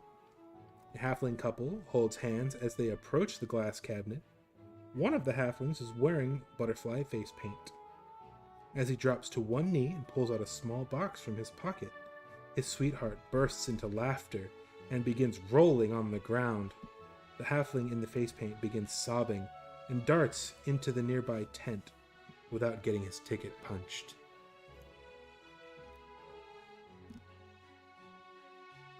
Tickets, please. So, okay, I approach the entrance. To the tent? You're following Yeah. you're following the guy in? Yeah. 1 second.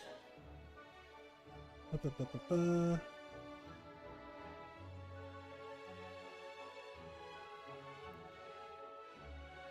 Let me find the section for this because it's here. Okay. Give me a second to read.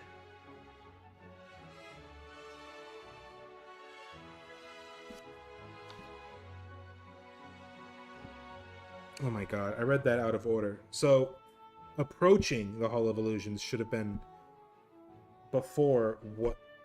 See, the Hall of Illusions description is on page 38, but the section for approaching the Hall of Illusions is on page 39 for some reason.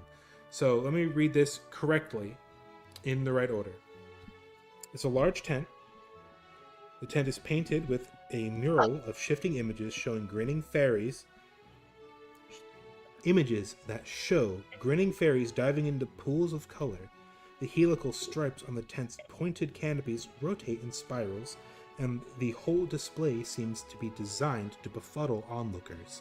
A clown dressed in a muted garb stands at the tent's entrance, blinking at you. And everything I read before about the guy proposing to his lady friend, she starts laughing uncontrollably, and he starts crying and runs into the Hall of Illusions. So, you follow him in? Yeah. Okay. I would like... You're searching around the Hall of Illusions, right? Yes. Okay.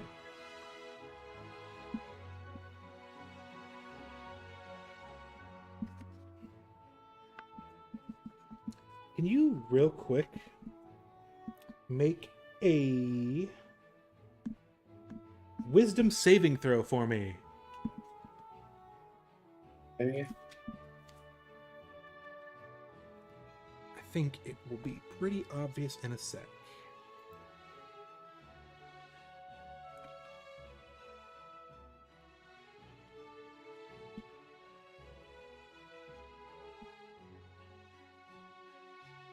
One second.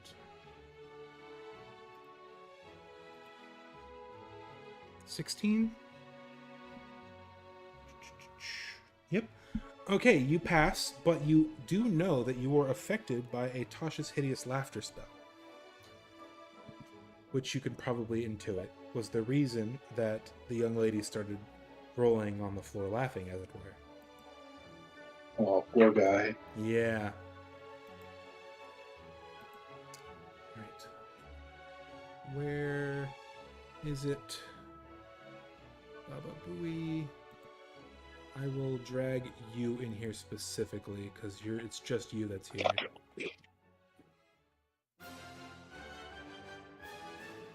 Where the fuck are you? Oh my god. Alright. Are you able to see? Or you're not here. God damn it. I wish I could just bring just you here.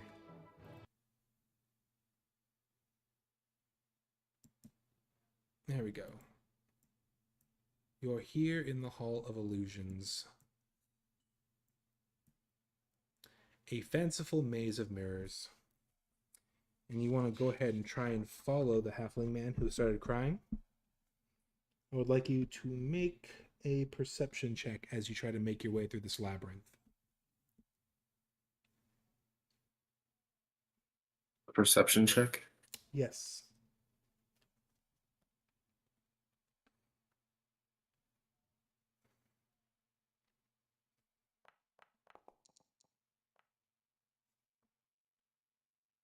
Why does it say R equals 1 plus what? 5. 5 is not good enough.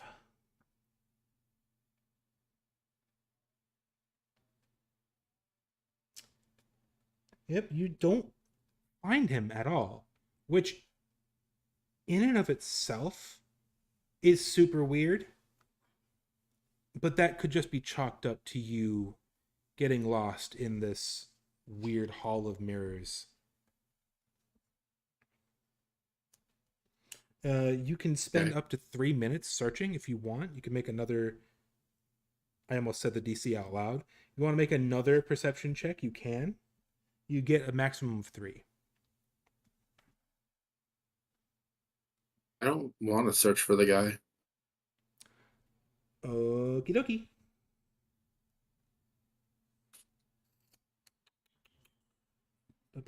All right. Go ahead and leave if you want. There's really nothing. Well, I mean, I wanted to like explore and like see the place. Well, then it is a perception check because you don't know what you're looking for. It says perception check in the book. I'm sorry if this is weird and convoluted. I just want to explore. Again, you don't really see much of anything outside of distorted reflections of yourself in the mirrors. Really isn't a whole lot of sorry to like break the fourth wall here, but there isn't a lot for the Hall of Illusions. I thought for sure there would be. Just a hall and some illusions. I mean, I guess I could look for that guy. The mirrors reflections, the mirrors near the entrance reflect onlookers in their youth. And as you're going through, your reflections grow steadily older and older until it reflects you in your twilight years. Okay, actually, this is cute. I like this. Describe what your character looked like as a child.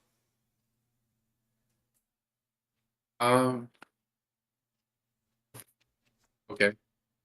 Just like a peasant girl, just like run of the mill, low born. She's always had the purple hair, but just like a tiny child with purple hair, basically, Okay. in peasant clothing. Basically, rags. And describe what you think you might look like as an old woman, because that's in here as well, which is silly. Well, I hope that I age gracefully and Scoliosis. I imagine I'd look like myself, but with a bit more wrinkles. Okay. We got Cressida's Pixie Kingdom. Do you want to stay in the Hall of Illusions or do you want to exit? I want to exit and see if I can find that guy before I go. Make a dexterity saving throw for me, just to see if you can navigate this wacky Hall of Mirrors. And then a perception check. Okay, that's fine. You almost run into a couple, but you can pretty much avoid bumping into them. Nope, you still don't find him. Damn. All right. Yeah, you don't find this guy. It's really unfortunate. He's dead. You have been pretty much through this whole labyrinth here. You should have seen him by now, and the fact that you haven't is a bit concerning, but he's probably just lost too, you know? It's a Hall of Mirrors after all. But you do make your way out, and the mime. Oh, you followed him in. No, you're fine. You're fine. The mime does approach you and asks for a ticket punch, since you did sort of chase that guy in. Okay, I oblige. He doesn't say it with words. He just holds up. It. It's impossible for me to mime over Discord. You know. No, He. I get it. I get what you want. Okay.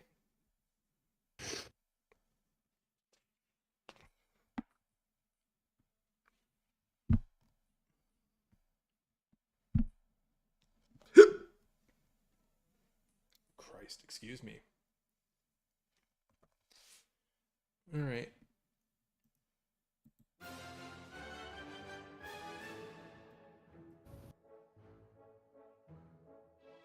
He gives you this worried look, and he looks to and from the Hall of Mirrors. He starts sweating a little bit. He puts his hand on his chin, holds up one finger, points to his eye, and then he points to you. He makes a gesture as if he's putting on a mask. How do I roleplay this? This is so hard. Let's see. Oh, you do see a name tag on him that says Candlefoot, since he can't introduce himself.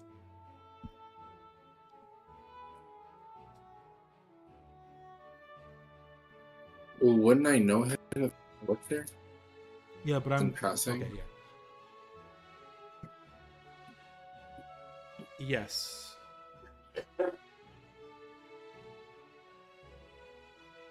yeah, he points to his eye and then points to you, and he makes a gesture of putting on a mask. And he points to the Hall of Mirrors itself. And I suppose if you know him, I'll let you... How do I rule this? What skill would be appropriate for this? Insight. Insight? Yeah. Thank you. Make an insight check to see if you can figure out what he's going on about.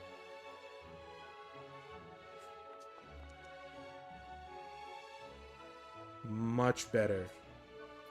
You've probably known Candlefoot for a while now. You knew him before he lost his voice, in fact.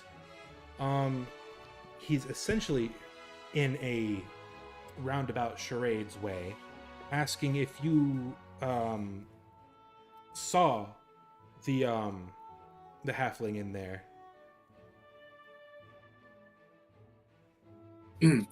I shake my head. Through a complicated series of hand movements, he communicates that this gentleman did not get his ticket punched before he ran in. And through even yet more complicated series of hand movements, implies that he is extremely concerned about that. Okay. I hand him my ticket so that he can punch it again. He punches it for sure. He Alright. he mimes wiping the sweat off his brow. Yeah, I feel bad for that guy. So, if I ever see him, He mimes hitting the dad.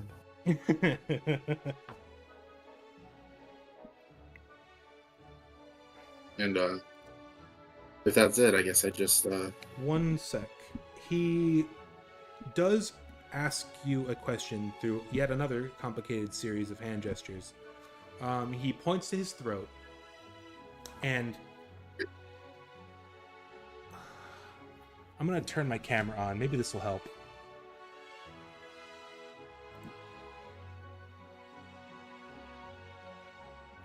Come on. I don't have my camera on OBS, so I don't know why this is being bitch.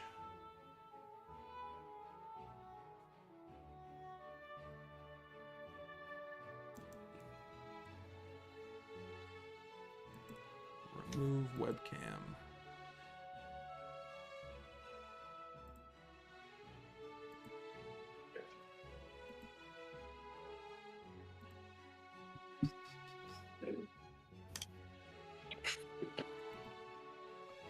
Sorry if this sucks for you guys. I'm really trying here. Oh, good. No worries at all.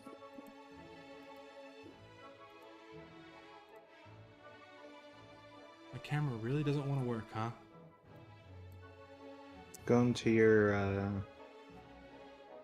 Discord settings. Yeah, I did. I set it for the correct webcam and the correct slot and everything.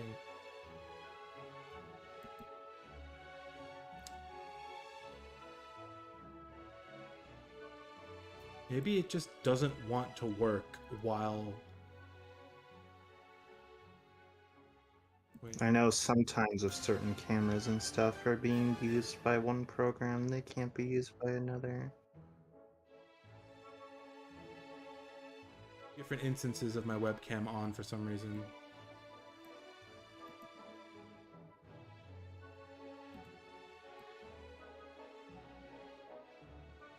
Alright, so OBS just captured a bunch of weird shit, so that's going to show up on the stream later. Let's go. Some of it was my face, but does look like I have turned off all instances of my webcam being stupid. Let's try this one more time.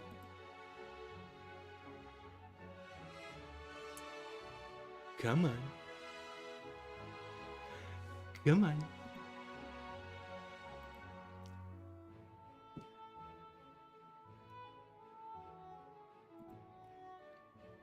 Why do you hate me, God? This will be fun. I'll set up an OBS virtual camera. Maybe that'll work.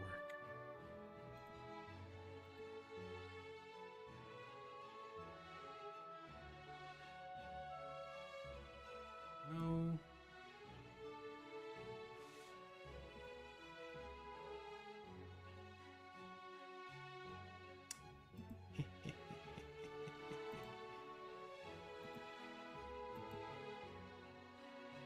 Really? That doesn't even want to work.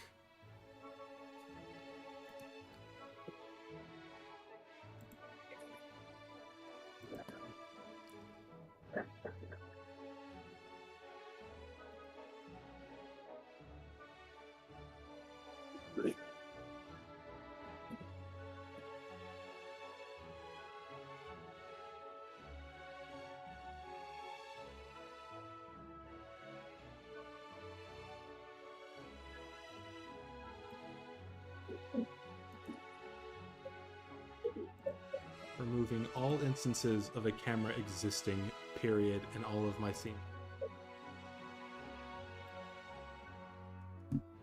Now, maybe. There we go. It's working. All right. Can you guys see me? Yes. Okay. So he's sort of pointing at his throat and doing this, you know, implying that he's not able to speak. And he's Shit. it's okay. Let me show you guys what Candlefoot looks like as well.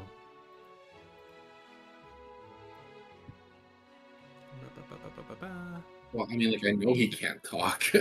I've known him for 20 years or whatever. I swear to God, I made...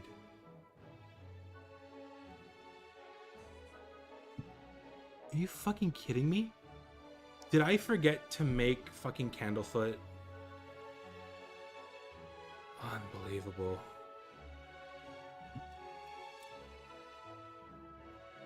Anyways, after he's, you know, that was only half of what he was trying to get at.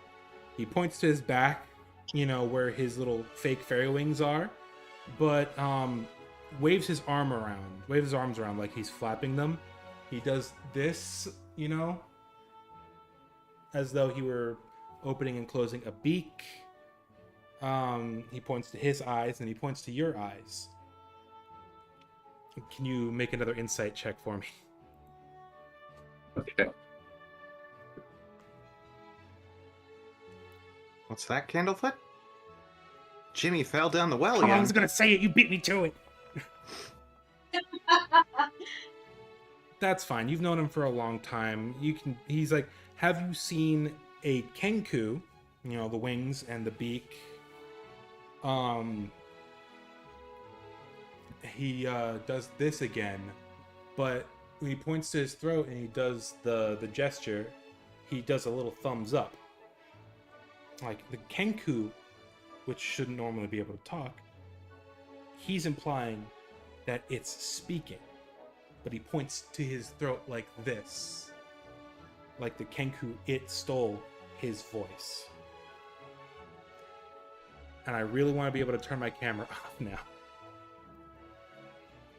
Okay, so he's suggesting that something stole his voice. A Kenku Yes. stole his voice. He's basically, through that complicated series of hand gestures, is asking you if you have seen a kenku speaking with pretty much a normal voice instead of just mimicking things.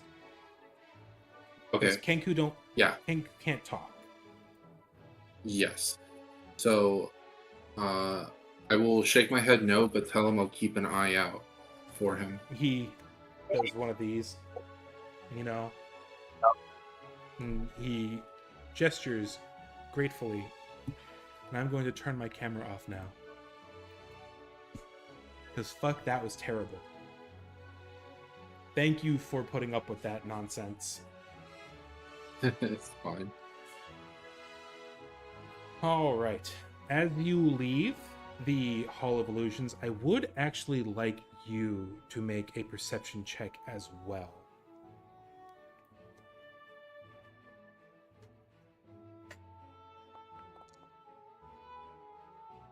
Nope. I thought that was a 9. Nope. I'm gonna luck point that. You want to luck point that? Don't forget, you got No. what, a 13 and a 4? That's actually 13 and a great. 3. That's actually fantastic. Give me a sec. Gotta flip back a couple of pages. You see, make a nature? No. What is a Lornling? I don't know. I have never heard of that creature You before. see essentially what looks like a weird hunched over humanoid in a burlap sack, hunched over in one of the branches of the nearby trees. But you only see him for a split second, as when he jumps down from the tree, he walks behind it and doesn't walk out the other side. Okay. It's really ugly. Can I Let make me, arc? an Or arc- do I have my Let me look through the skills and see what would probably be a good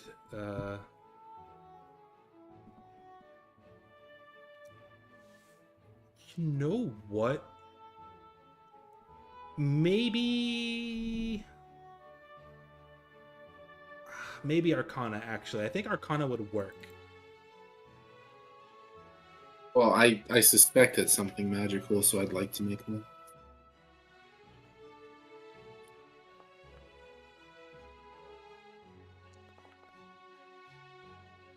I didn't mean to make that at advantage, did I?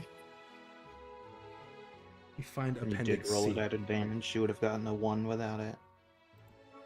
16. Yeah, you do recognize it as a Lornling, but more importantly, you recognize it from the rumors that have been going around about the weird people, the weird, I want to say creatures, but creatures isn't entirely accurate, who have been casually interacting with people as they sneak into the carnival, but otherwise leave them alone.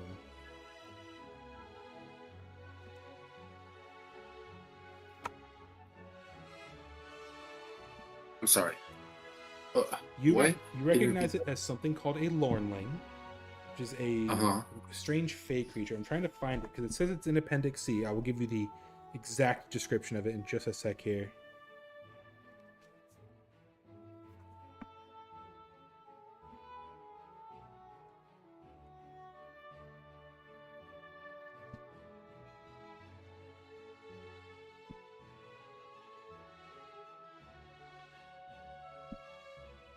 pages in the back of this book are ratty for some reason.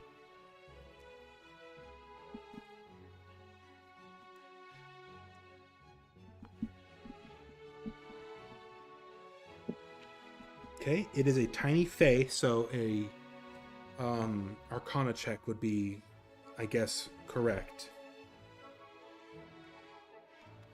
Let me find a picture of it, and I will show it to you.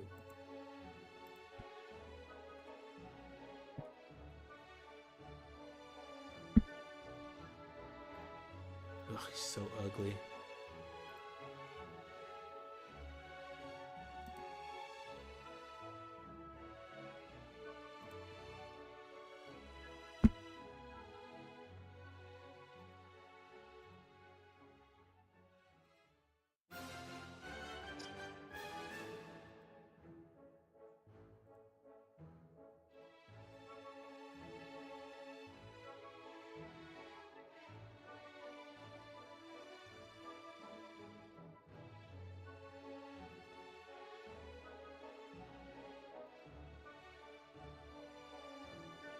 Saved in the exact wrong spot, too. Does God hate me?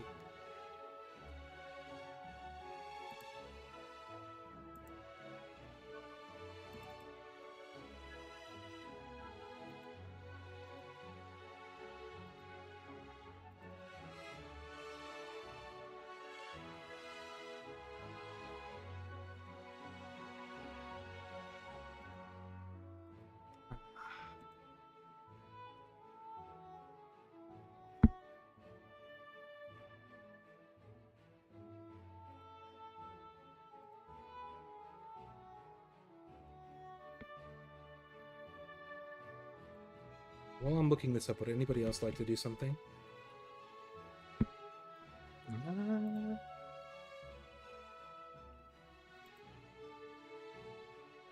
Let's see here.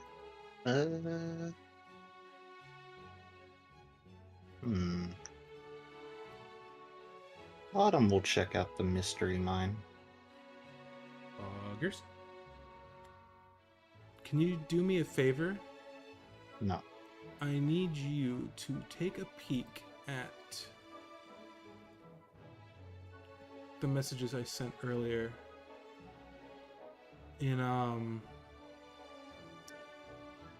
it in general or public notes? No, it was yeah, it was up in general.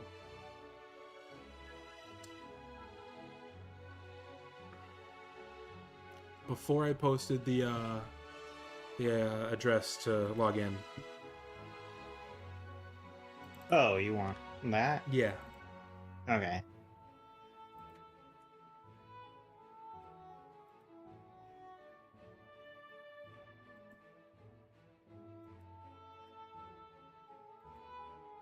So ugly. All right. Check this fucking guy out. This is what you see, Cassie. That Yeah. thing is. Oh, that looks like a fucking albinork. Look at it. Yeah, he Oh, sure yeah. does, doesn't he?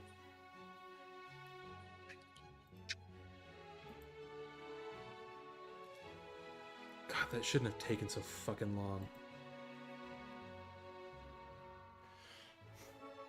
Yeah, you, with your Arcana check, you recognize it as a Lornling. It's a fae that typically acts as a servant to a higher power. Okay. Okay. And I saw it like go behind a tree and not come out the other side. Correct. As if it disappeared.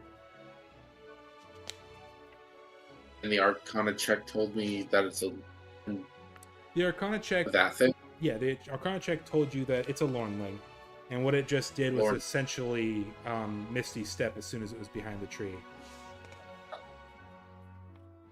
Okay. Where's the Now box? I've worked at this circus.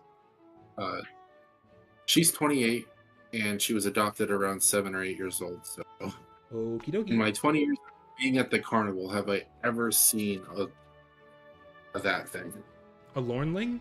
Yeah, The lore. Actually, make a history check, because that would actually be perfect.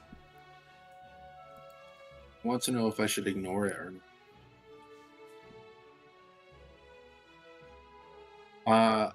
I'm going to use my portent dice to guarantee that this is a 13. Okay. Rolls anyway. That's funny. Well, I have... Oh, 13, 14, you're 15, right. 16, I don't. 17. Wait, what? You're right.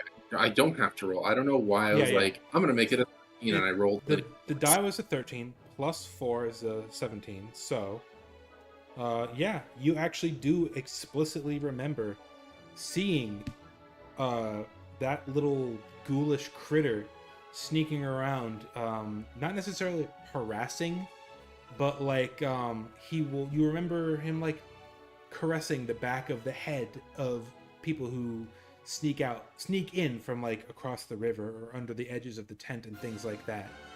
They'll like caress the back of their head or sneakily reach into their pockets and things like that. That's the thing that wearing the wings prevents from happening? From what you can tell, yes. Okay. You don't know what it's doing. You just know that it's doing As far as I'm concerned, that thing is loss prevention, therefore a coworker, therefore I ignore it. Yeah, it regards you, and it looks at you, but it sees that you're wearing the wing. Or it sees that you work here, so it's not bothering you. Okay. Are those things usually visible to people wearing the wings? No. I assume not. I wonder why it's visible for me. That's why I had you make a perception check. Yeah, next time I see Mr. Light, the Girahim guy, whichever one I talk to, I'm gonna ask him about it. No, that's Mr. Light, yeah. But other than that, I guess I just carry on my business. Alright. Anybody else want to do something? Got a big ass carnival to explore.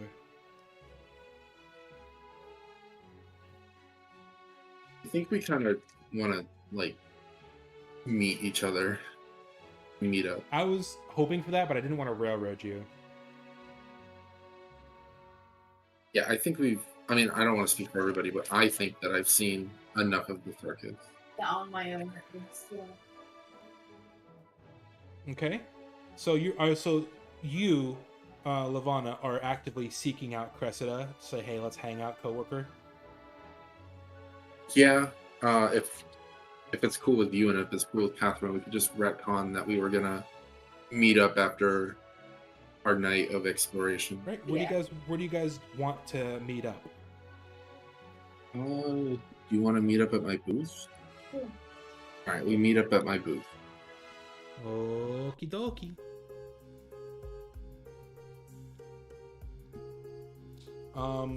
And Autumn, what are you doing?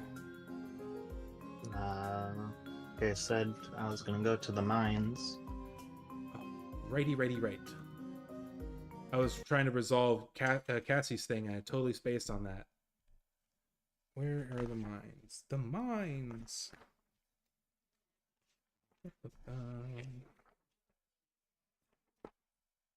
The sounds of me flipping through the book. Alrighty. Is there an approaching section that I need to read? Okay, good. You approach a little... It looks like a minecart, essentially. Propelled by magic, minecarts laden with fairgoers... Trundle? That's not a word. Yes, it is.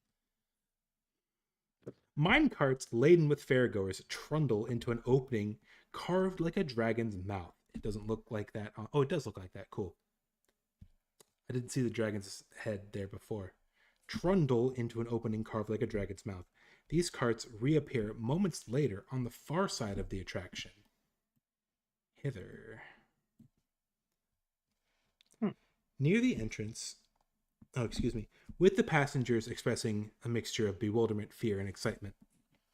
Near the entrance, a male dwarf dressed like a wizard shouts, "Unlock the mysteries of your mind in the mystery mine." He has bushy eyebrows, wears a pointy hat, and holds a large clockwork contraption shaped like a giant eye. And Push the resistance leader into a giant fan. 1 second, I have this one. You're going to hate me. I used Stable Diffusion to make this. He's a guy. He's a guy, all right. That's what he looks like, though. Looks weird. It looks a lot like the newer D&D books art. That's crazy. What are you saying, Meeper? What? I make no accusations. But yeah. Hey there, young lady. It costs 1 ticket to enter. But The who whole knows thing? what it'll cost? Who knows what it'll cost coming out? That sounded better in my head. Anyways, you want to go in the mystery mine? It's a whole ticket? Just one One punch? ticket punch. One punch. Oh, okay. Yeah, sure. Fabulous. He walks up to one of the open carts here that's feeding into the dragon's mouth. He pulls a little lever and lifts the front bar on it, the safety bar. And as you sit down, he locks it back into place, and the track starts rumbling, and you start moving forward. As you hurtle along the track, which is significantly bigger now that you're inside. I think I can... Did I make this? I did. This is what it looks like inside. As you are moving through, ignore it's not just a circle. It's like a whole thing with spirals. This is just the art that this is the dungeon draft art that I found. As you're moving through, illusions are rushing by you and getting in your face, but you do see one that sticks out among the rest. You see a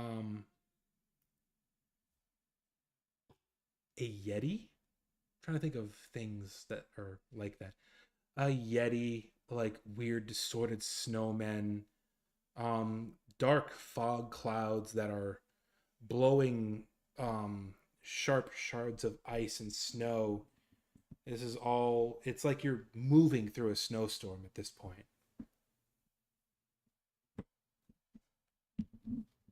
And I need you to make a wisdom saving throw.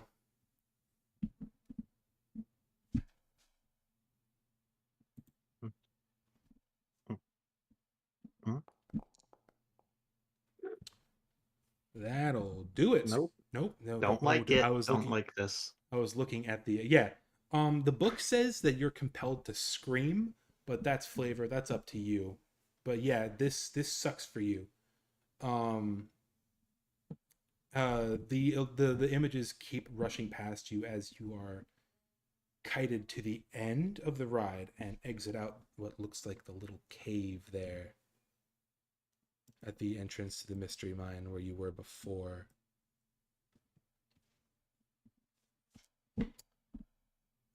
And let's see. I need you to roll a d8 for me. Because this has a chance to go really, really well or really, really bad. You are haunted by nightmares for the next 6 days. Oh, cool.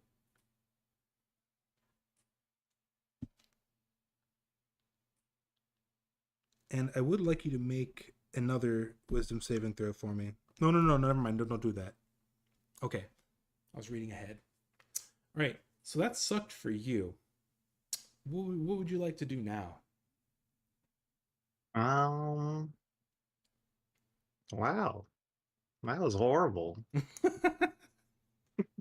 I don't want to say anything else unless Cassie and Catherine decide to come here and do this themselves. Yeah. I'm just going to get up, same faced as normal. Uh kind of dust myself off and just walk away. If he says anything to me, I am giving him the biggest cold shoulder imaginable. Hey, how'd you like it in there? Pretty spooky, am I right? Yeah, a young lady. Okay. Well, bye. Enjoy the carnival. Right. Back to this. Okay. Hmm. I assume it's getting pretty late. Yeah, it's about 11:30. If you guys Yeah. would like to meet up, actually, I think the Big Top is probably the best place to do it. There is a section in here for the midnight event. I actually do have a question. Yeah. Is like, so Lavana's like a fortune teller. Yeah, Lavana is a tarot reader. Has there been any like ads or flyers around for that? Yeah, I assume there would be. That's up to you. Do you want there to be?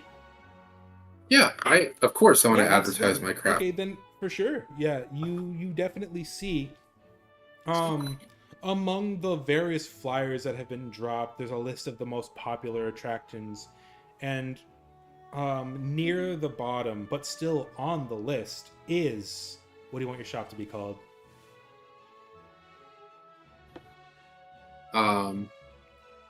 Madame Lavana's Mystic Emporium. You Or see, that sounds whatever. We'll roll with it. I mean, it sounds good to me. Okay. Dad, what do you think? Lady Lavana's Mystic Emporium. Or Mistress Lavana? Is that what you said? Yeah, Mistress is better. Mistress Lavana's Mystic Emporium? Yeah. What do you think? Actually, like Lady better, but Mystic Emporium sounds Lady? fantastic. Yeah, my dad seems to think Lady Lavana's sounds better. And I Yeah, personally, I like personally the agree just because of the alliteration. alliteration, yeah. yeah. All right, Lady Lavana's Mystic Emporium. Lady Lavana's Mystic Emporium. You see one of that. You see that on the near the bottom of that list of the most popular attractions. All right. Yeah, I just kind of look at that and I kind of say to myself, all right, Lady Lavana, let's see if you can help me figure something out. This will be a fun interaction. I'm excited for this, actually. And I will head over to that booth. Splendid. All right. Now you guys can feel free to interact. Yeah, well, I want to approach the booth. Is anyone even there? Yeah. Lavana and Cresta No. are both. No? But you said that's where you wanted to meet We're up? in. Yeah, we're inside, but like it's not open I because see we what have you the mean. night off. I see what you mean. There's no lines. No. And you do see a young purple-haired lady sitting in the back. What are you doing in there? Like drinking tea, hanging out with your coworker, or doing hard drugs and alcohol? No, me and Cressida are sharing tea while talking about tea, Oh, okay. That's fun. Yeah, Like- you see them. like gossip. You see them in the back of the tent. There's no official closed for business sign because there's sort of it was a last minute thing when Mr. Light gave them the rest of the night off. And everyone already seems to be piling towards the Big Top for the Big Top event anyway. But yeah. Do I make eye contact with It's up to you. with Autumn? It's up to you. Are you in a place where you could see somebody approaching your stall? Well, the tent is closed. Oh, But, okay. like I can hear footsteps. Okay, yeah, you hear the creaks. Are you approaching, Autumn? Yeah. Yeah, you hear the creaks Just of kinda like, is this the place? You hear the creaks of the steps. Oh, there is a sign. It's big and it's gaudy and it's very, very elegant. There is you hear this, Cassie, you hear the creaking of the steps as Autumn makes her way up to your booth. There is no door to knock on, though. So.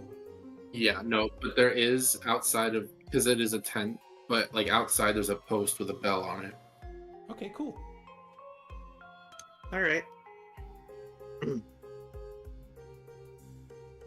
Yeah, so I kind of walk up to the tent. I go, smells like dizzying incense and herbal supplements. Must be the right place. And I'll ring on the bell.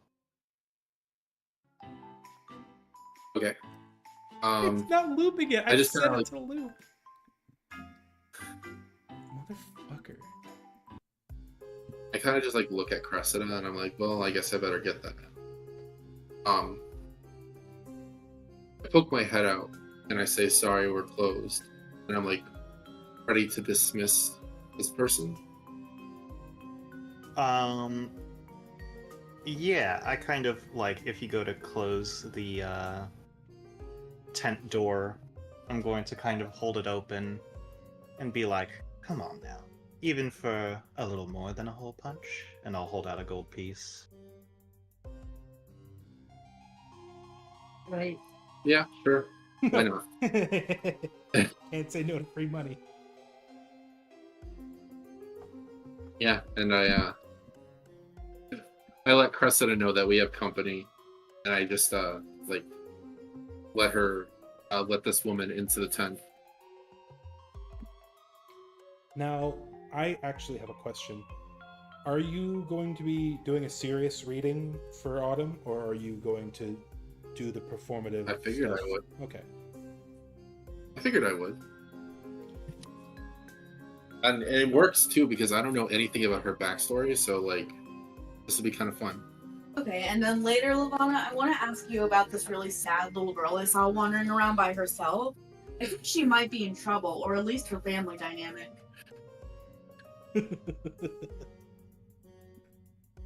I shove you into like the teapot and close the lid. Charming little things, aren't they? Yes, and quite nosy too. And then I like jostle the table a little bit. I make little annoyed Tinkerbell noises. But I'm like shouting cuss words at the top of my mouth, but all you can hear is like glitter. You just hear like the teapot going off like it's steaming. Yeah. That's adorable. I like that a lot. I don't often see many people around here pay in coin. Well, I unfortunately showed up late and, only so many hours in the day, especially since we're so close to, the witching hour, as it were. Yeah, I like that. That's good. I'm gonna keep that one tucked away. So yeah, we got some time to kill before then. So, what would you like to know?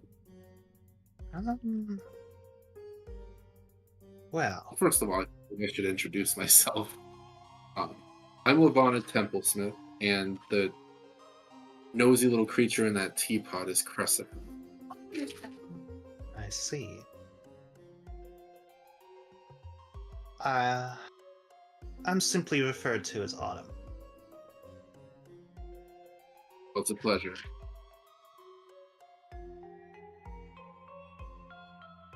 Yes. Well, I must admit I'm here mostly because I don't know what I'm looking for, as it were. Although it's something a little more close to home, especially for you, as someone who works here. This is an odd carnival, but I think it's even more odd than what any fairgoer might believe at the first glance. Okay. So you're looking for an item, and you don't know what the item is? Mm, I guess so. I don't even know if it is an item. Well, if you'd like, we can see what the cards have to say about it. Yes, perhaps the cards are a little more enlightening. Okay. Given the unique circumstances of this encounter, I think I'm going to do things a bit differently. I think I'm going to do a 2-card spread. The card on the left will be the item that you're looking for, and the card on the right will be the obstacles that challenge you in the process of obtaining that item or concept. All right. And it's after hours, so like I'm not doing all like the wooshy mystic stuff. This is just 2 girls and a deck of cards. Okay. Alright, I think I'm done shuffling. I split the deck and I ask left or right. It was a 2-card spread, you said? Yes, but right now we're just cutting the deck to see which pile goes on top. Oh, left. The left goes on top? Alrighty. Okay.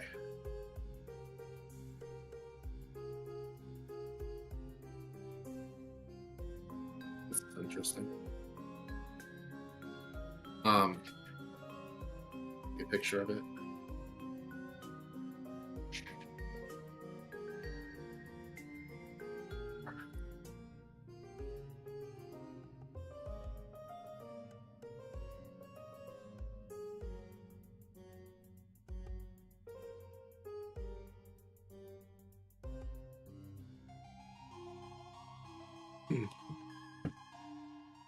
Okay. So, what the cards are saying here, the thing that you're looking for doesn't seem to be tangible or even corporeal. It seems to be a concept in nature.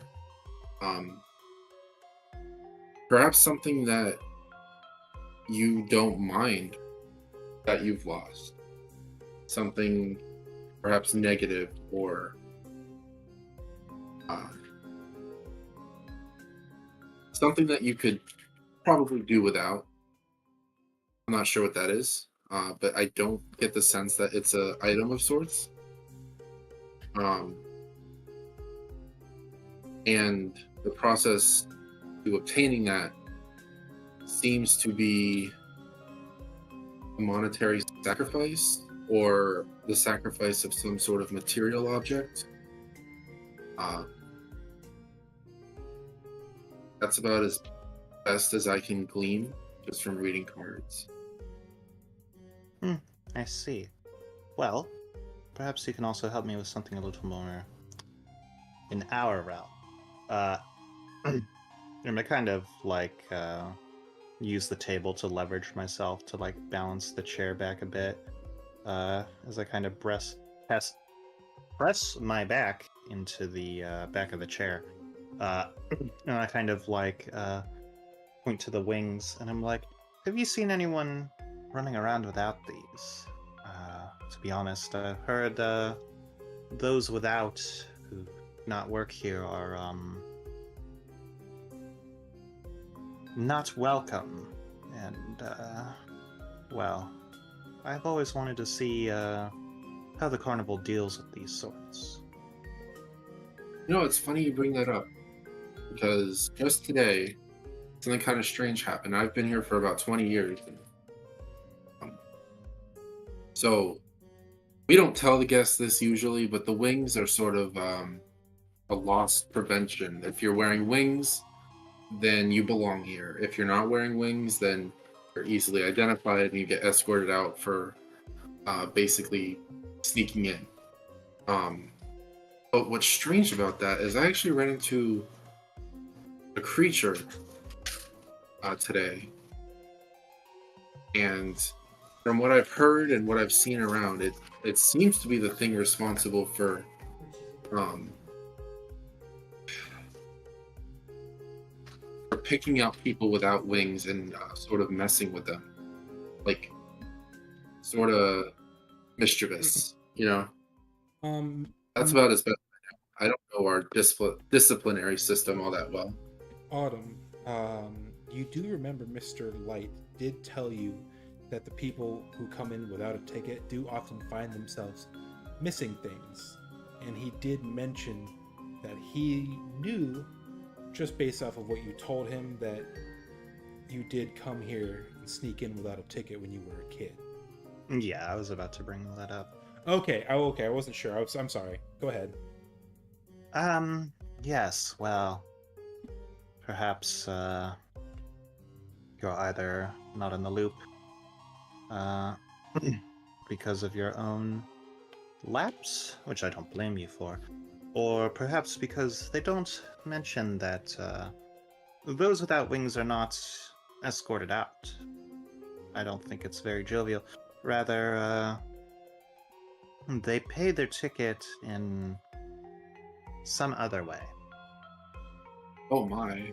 I'm not familiar with this. I don't like trouble. I try to stay out of trouble, and when somebody's in trouble, I kind of just turn a blind eye and let the authority handle it. I see. Well, I assure you, sometimes I can be nothing but trouble. So, I want to see what exactly it is they do or take. No, it's funny. I never thought about it, but now that we're having this conversation, I can't deny that I'm pretty curious myself. What is your plan? Do you have a plan to find out anything? My hope was to catch a uninvited guest before they do, follow them around, but if that doesn't work, sometime before the carnival closes, perhaps I'll have to be bait of my own sort. Tell me. Yes? I was talking to my dad. Did you say something? Hello? Yeah, Can you hear you me? cut out a little bit. What'd you say? I said, can I make a history check to see if I can remember seeing what people if I like, because mostly I just turned a blind eye to it, but can I remember if they were like escorted somewhere or if No. Okay, yeah, go ahead and roll a history check. I feel like in my 20 years I would have seen something, even if I didn't want to. That's sufficient. You remember it's been 20 years, since you were first adopted. Over the course of those 20 years, little things you've noticed, like ages ago, you do remember a little girl in a pig mask walking up behind a pair of little children and reaching into one of their pockets and plucking a piece of hair out of the other one's head, and doing that thing that you just saw the what did I call it? The lordling. The lordling, yeah. You remember seeing that this little girl in the pig mask walk behind a pillar, a banister, and just doesn't come out the other side. Okay, so I have never seen any sort of authority figure do anything about an unwanted guest.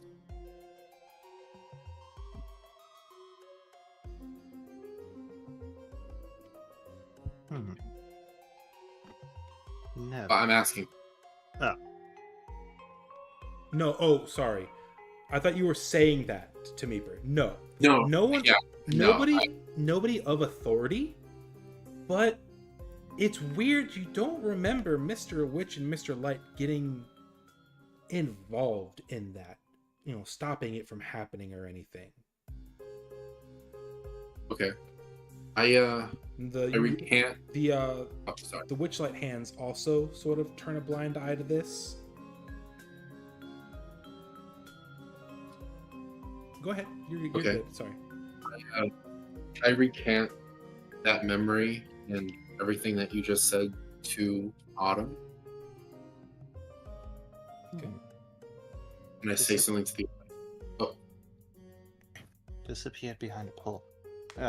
You wouldn't happen to remember the location this took place at, or any similar happenings, would you? well, I could tell you where I saw that pigmask girl get her hair plucked like 15 odd years ago, or I could take you to the spot where just today I saw that strange creature. I think the more recent one is probably better. All right. You remember where that is, right? Yeah, it's just outside the Hall of Illusions. Right. Let me move you guys on over there. Oop, that's the actual inside of the Hall of Illusions. I guess I'll just pull you guys over here.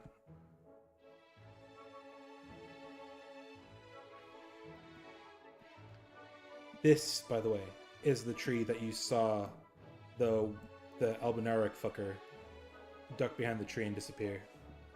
The long lane. Yeah. And I just kind of point to that tree and I say it was on one side of the tree, walked behind the tree, and didn't reappear on the other side. Okay. If you'd like, I can put the party token out. You guys can move it around if you'd like. Oh, Cressida, did you come with them, or are you still in the teapot? I bust my way out and show back up behind Lavana unexpectedly. Okay. Everybody has ownership of this. That's your party indicator, so go ahead and do with that what you please. All right. Yeah, I just kind of want to look around the tree, see if there's anything about it interesting physically as well as magically. Go ahead and make an Arcana check.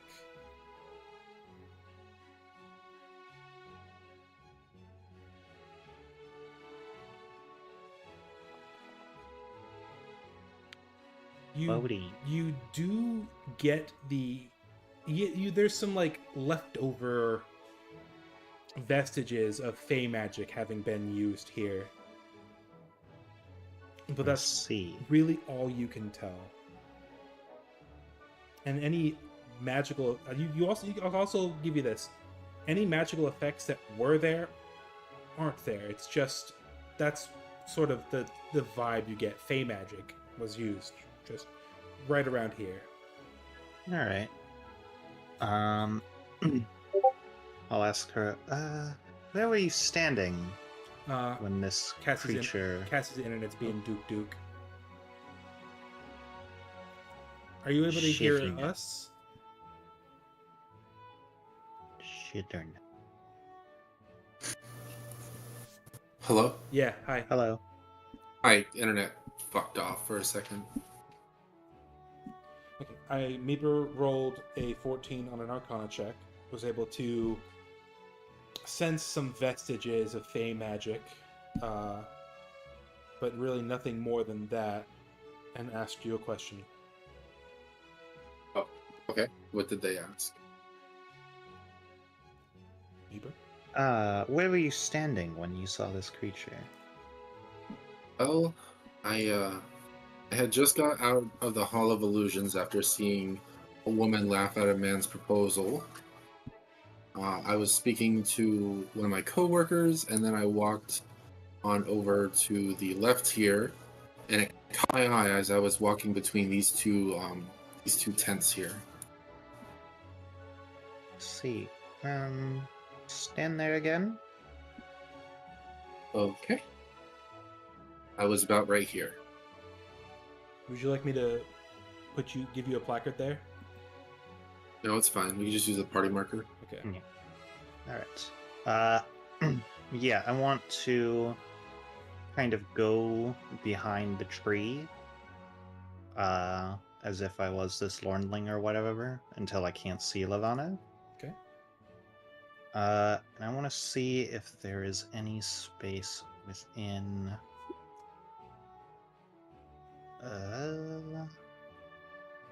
30 feet of here, which would also not be visible to Lavana.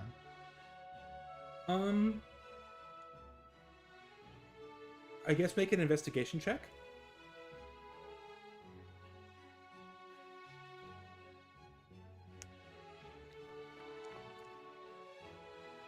So many fours. Truthfully, I would have given it to you anyway, and you didn't crit. This is a pretty open place. The only real other hiding place would be up inside of the tree. And even then, there's no way, if they were in the tree, that they would still be there. But you also recount the tale that she told you earlier. You know, the girl in the pig mask disappearing behind a pillar and just not coming out the other side. Yeah, I'm just trying to see if it would be feasible for it to say use a innate teleportation such as the one I have to go somewhere else hidden. You want to or if it actually do you want to went to a different plane entirely. Do you want to try and discern the specific type of magic that was used? I don't necessarily need to know the specific type. At least I don't think it'll help me much.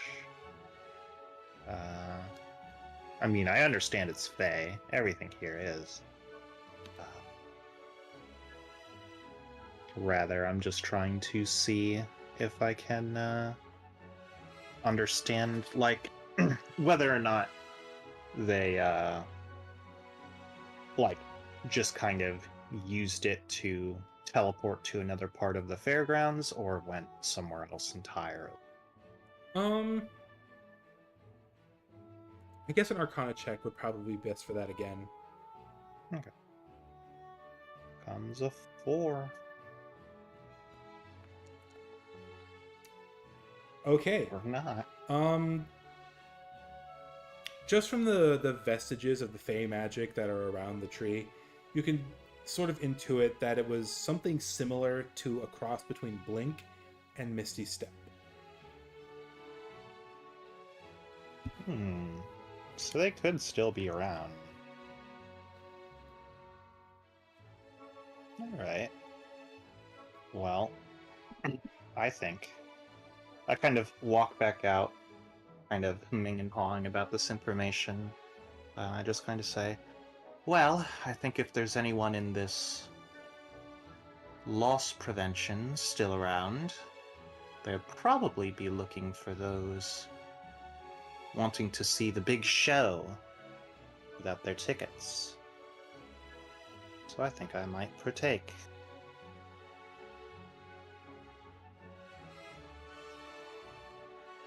Yeah, I've worked here a handful of years, I've worked here for many years, and I've only seen the show a handful of times because I'm usually working. So we could go to the big top. All right. So yeah, we head there. Okie dokie. Big top. Baba Booey.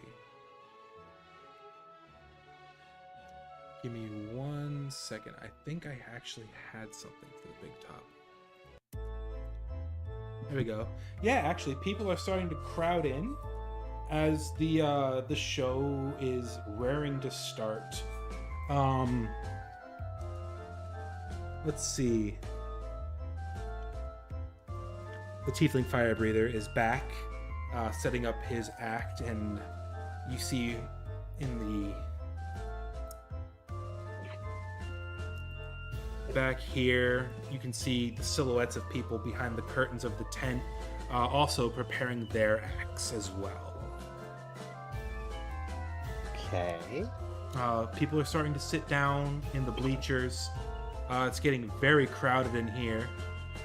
Before you actually enter, though, I will say, just a random Witchlight hand holds out his hand for your tickets to get punched. All right.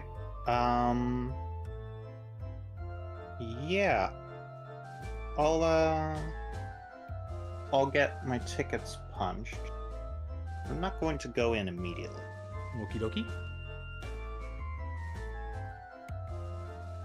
Feel free to come on in whenever you like, as long as you got your ticket punched. Of course. And I just kind of want to go about the perimeter, kind of looking for almost like if I were looking to get in without getting my ticket punched, how would I go about it? Okay. Yeah. Go ahead and make an investigation check for me. Why didn't I make this sideways? Why didn't I rotate this? It's so long. Ooh, nice. That's unfortunate. Huge dub. Yeah. Unfortunately, there's no real obvious openings. There's a few Witchlight hands scattered around, making sure that nobody does get in without a ticket. I mean, theoretically, at any one of these points, you could probably just floop open the tent, but then you would be at the behest of the audience, you know? They would see you. True, provided that they weren't watching the show. All right. Yeah, I'm gonna just see if there's an open edge seat and take my spot. Welcome back. Jovial as always. Yeah, there's plenty of open seats. The big top is big. So, you guys all sitting together, or? Yeah. Okay. Why did the song stop? I have it looped. Oh, the last few seconds of the song are just emptiness. And the rest of the song. There it goes. All right. 1 second.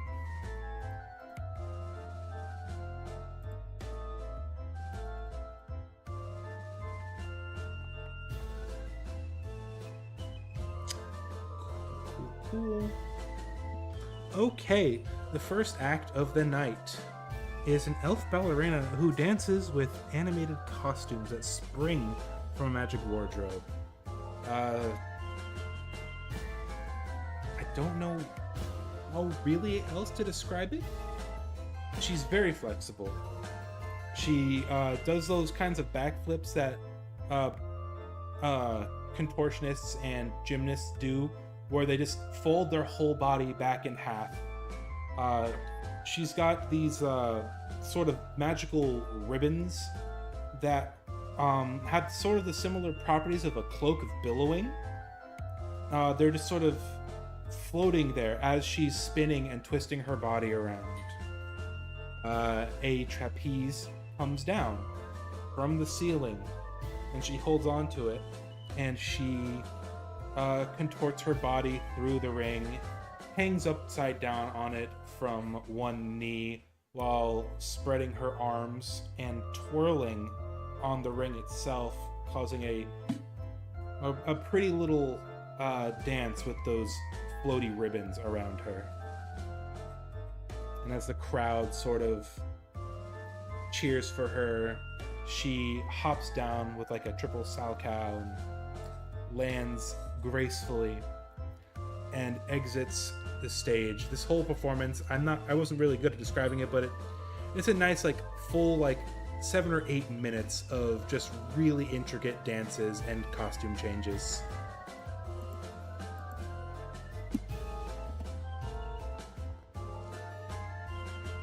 Okay. I gotta roll that again.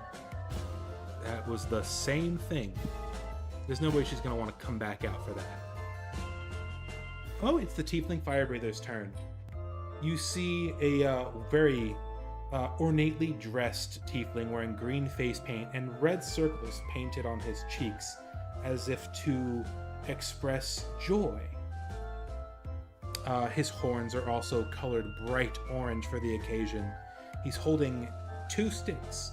One of them is on fire with blue fire and the other green.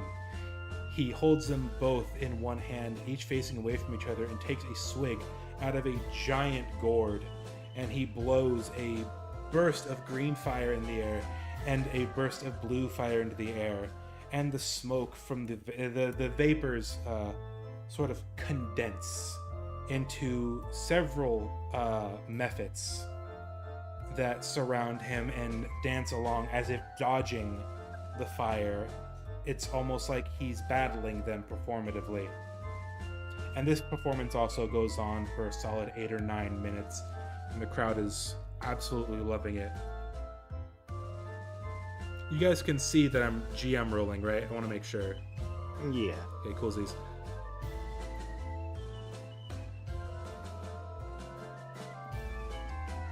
And you guys want to make some like checks to see if like people are sneaking in and stuff? That was like the point of you Yes, guys I did coming, want right? to do that. Okay. What check would that be? Flat investigation. Let's go.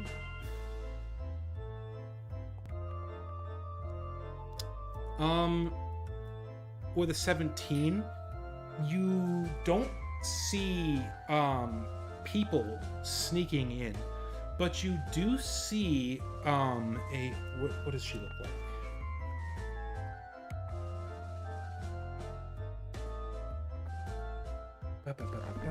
Where are you? My word. There we go. A wispy figure in the background over here, roughly. It's hard to make out any real details of her.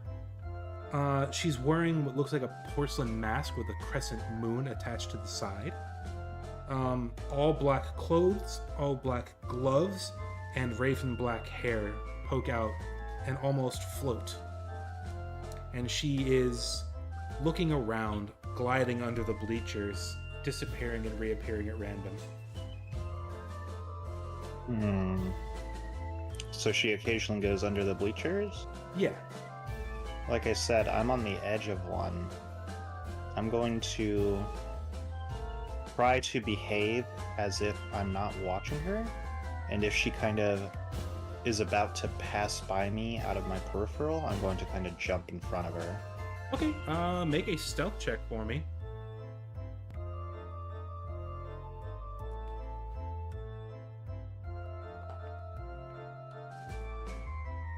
Okay, yeah.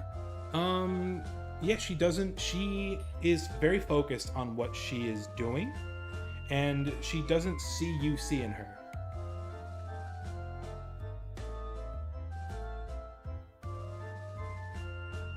Alright, yeah, I'm just going to kind of wait, keep pretending I don't see her, and if she comes to me, I'm going to hop down and confront her. For my reference, where are you sitting here on the map? I was thinking, like I said, I wanted an edge seat, so I was thinking probably like I can't drag my token like there. Sorry, yeah, let me go ahead and bam.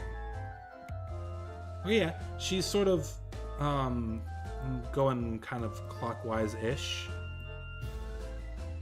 As she comes out, she goes under the bleachers behind you. Do you want to try and catch her as she's coming out here? Yeah. Okay. Give me 1 sec. I need to make... Do they have a stat block? Let me make sure. Yes, okay, cool. To the monster manual.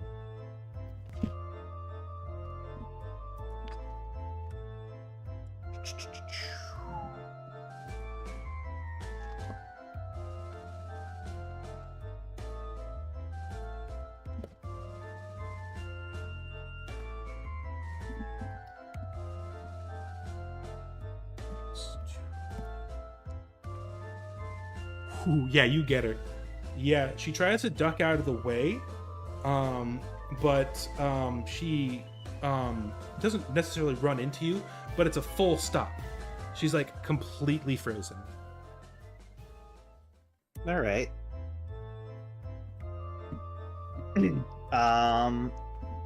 Yeah. And I need you also to, what kind of check would this be?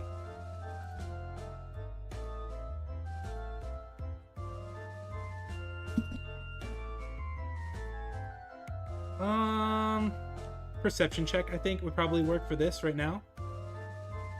Okay.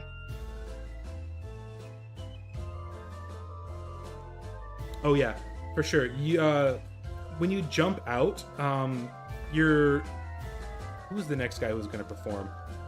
Probably feels a little miffed at this right now. Because the eyes go from you to the eyes go from 8 clowns launching themselves from a magic cannon, which seems wacky and bombastic and sure to draw the attention.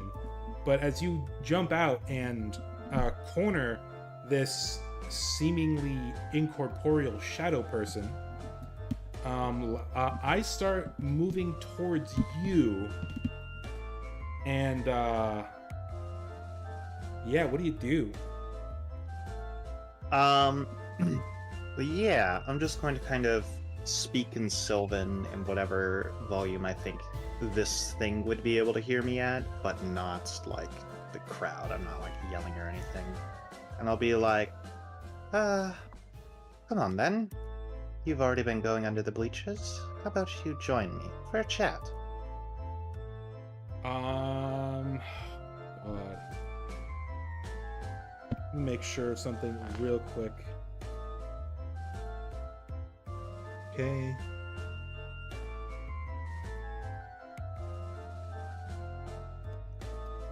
This is unfortunate. It does not actually understand what you're saying. It seems unnerved by the fact that you spotted it and makes a break for this exit on this side of the big top. All right. Yeah, I'm going to snap my fingers, and I'm going to cast. Let me see which of these spells would be best.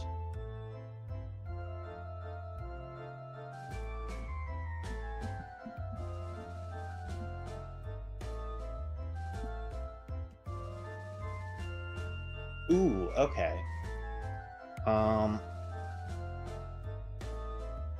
I am going to cast Phantasmal Force on it. Jesus fucking Christ. Okay, give me a sec. What's that do? I create an illusion which only it can see. It thinks that the illusion is real. The illusion can fit in up to a 10-foot cube. And it just, if it somehow manages to break the illusion, it just still thinks it's real, but it's like very confused. Okay. Does it make a save for that, or does it just happen? Yes, it makes an intelligence saving throw. Ooh, fun.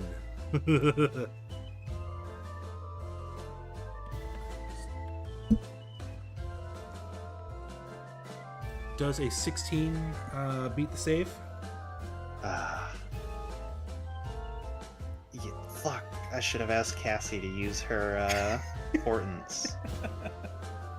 Well, she used one of her portents already. The only one that... Oh, yeah, she has a 3. Yeah. Well, that is unfortunate.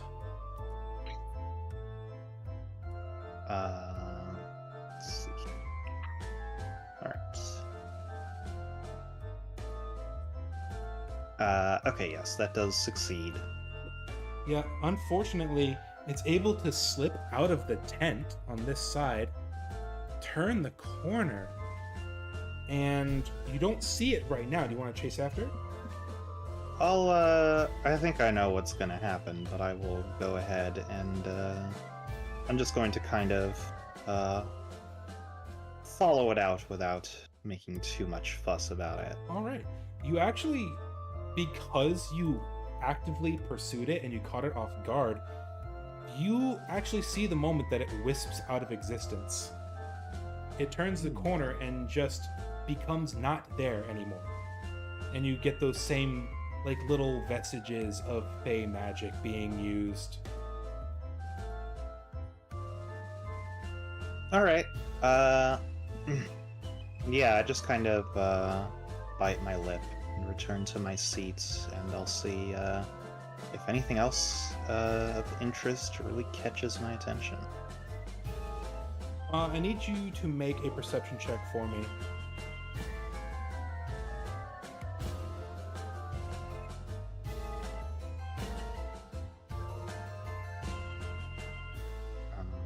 And I do have two questions. One, did the other two who are kind of sitting next to me, Yeah, did they notice that whole thing happen? they noticed the whole thing happen. When the eyes were on you, they saw this weird shadow thing. In fact, can you guys do me a favor and decrease the... Here, I'll move you back to the carnival itself. Decrease the mood by 1. I don't believe we have control of that token. I think that's up to you. You should. Yeah, Yeah. I feel like changing the mood should be a GM thing. Yeah, we have control of the old mood tracker. But yeah, I think we should just leave that to your hand. Okay. Well, yeah, okay. Well, the mood goes down by 1, but in the book it is stated that the players should do it. Like it's a reward or a punishment. You know, you get to do it. I see.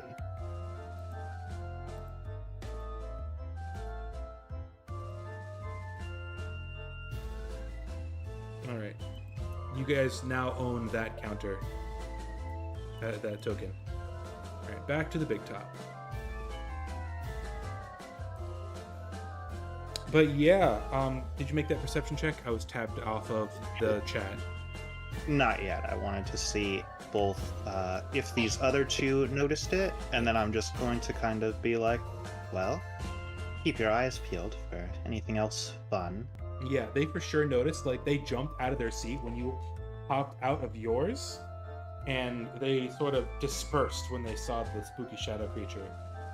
No, you don't see anything, but... I'm talking specifically to Cressida. and Oh, Laventia. okay. Oh yeah, Cressida, like I said, a lot of the eyes went from the clown cannon to you, and you know what? Sure, Cressida and Lavana. Thank Lavana. you. Fuck me. Cressida and Lavana also, can you both make perception checks for me to see if you notice that Autumn just confronted one of these shadow critters?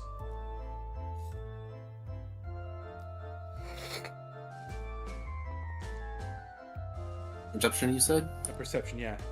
Cressida, you definitely see. Oh, you definitely see as well. 15's good. Yeah, you guys saw that whole interaction, and you saw it turn the corner, and you saw Autumn return with with no evidence that she caught it. So you can only assume that it disappeared as soon as she turned the corner.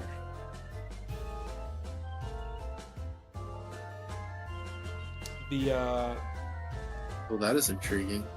And can both of you make the same perception check I had Meeper? A second one, the same one that I had Meeper roll. Is that just perception or?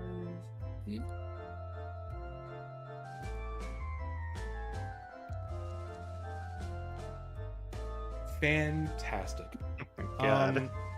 Cressida rolled a nat 20. Cressida, you see a gnome in the bleachers with a violin on her back.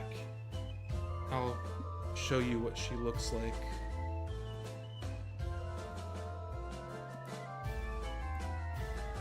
Or not a violin, a lute. And a frog on her shoulder. Okay. She's sitting there. She A makes frog? yeah, a little froggy on her shoulder.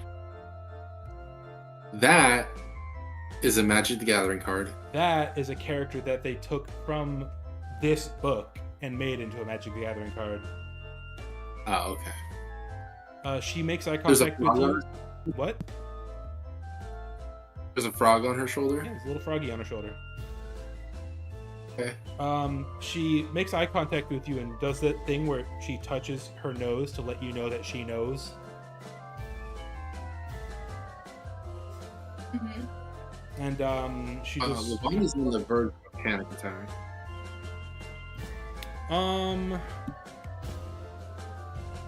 Oh, right. Oh, fuck. Yeah. If you want, make a wisdom saving throw for me. Yeah. I was surprised that you didn't like. Yeah, I totally Realize spaced on that that. one. I asked you specifically for that and I forgot.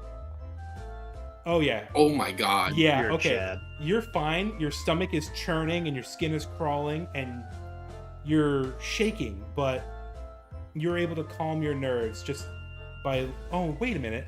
Hold on a second. Only Cressida saw this person. You Was it rolled, really?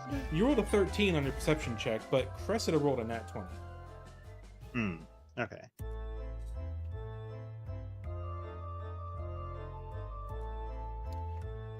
What is the Okay. DC scaling? What do you mean? Like easy, medium, hard. I know there's like a guidebook or like a guide to roll difficulty in the player's handbook. It's really up to you. I would say think of what the average for our level would be, and then make it so that rolling a 10 is what a medium is. So, for example, the average character is going to have, like, to their best stat at this level, they'll have a +6 to it, and then to their worst stat, they'll have anywhere from like a 0 to 2. So, if it's like a hard check, then like it would probably be in like a DC 16 range, whereas an easy check would be like DC 10 to 8. So what would you say spotting somebody in a crowd would be in terms of difficulty? Spotting someone in particular, it depends on how bombastic they look. I would say somebody with a fucking frog on their shoulder is probably like, DC 15. Okay, well then, I think that's reasonable. Yeah, you don't see her, but Cressida does. So, I hereby rescind that wisdom saving throw. Okay. No, yeah. not my nat 20. It's fine. But yeah, she locks eyes with you, Cressida, touches her nose, like, yeah, I saw it too, and then she very calmly gets up and walks away. She walks out of the tent.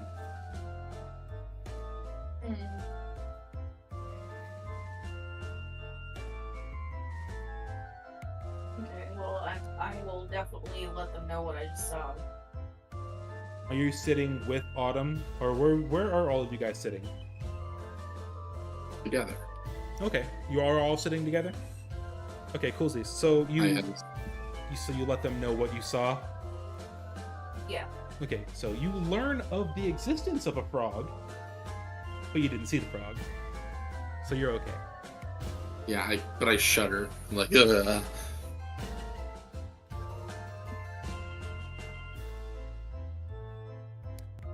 All right. You see the clowns setting their cannon back up and like trying to get people's attention back on them, trying to convince them that it was just what the fuck? I've never seen that before. Like I've seen the private dice roll, but I've never seen the question marks on the D20. That's so Yeah. funny.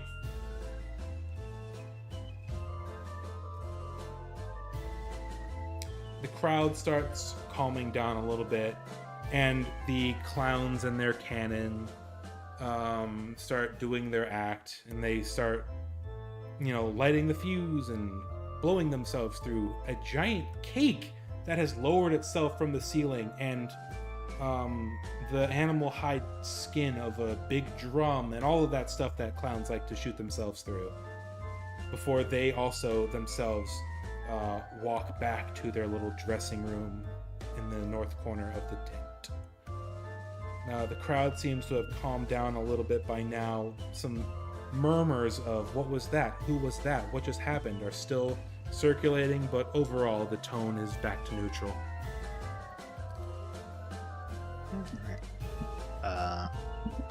I hear about a woman with a frog. Give the nose goes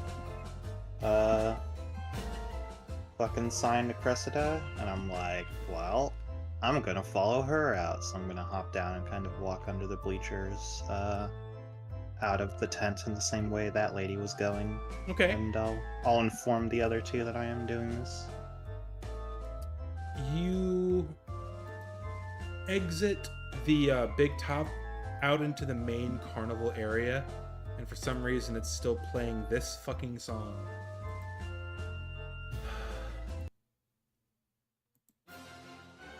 Actually, it'll probably be this, considering it's fucking midnight. Now, she is sprinting. You all see her. She is sprinting over to, let's say, here-ish. You can see she's heading towards the feasting orchard, but she is well ahead of you. By the time you guys caught up with each other and told each other what you saw and what happened, she was already gone. But you do see her. No, she's not sprinting. Sprinting makes it seem like she's more urgent than she is, because the nose goes thing seemed like it was more casual. Yeah, she's not sprinting. She's walking, but with definite purpose towards the feasting orchard. All right. Well, I just catch Cressida's attention, and I'm going to be like, "Is that the one?"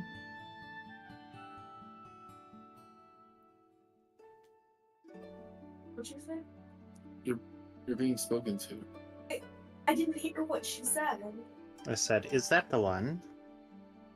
That's the one. All right.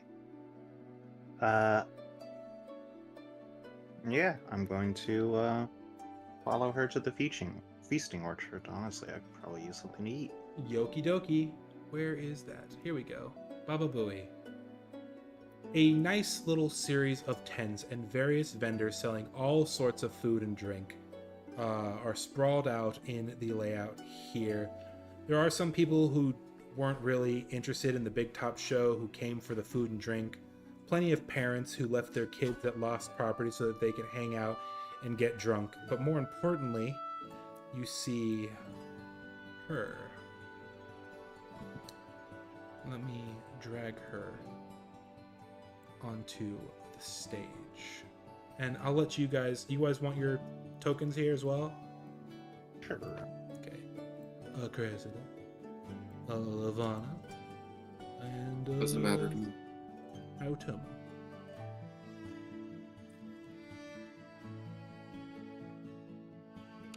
What about Louie?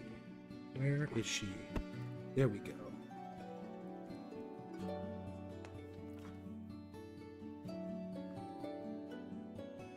All right.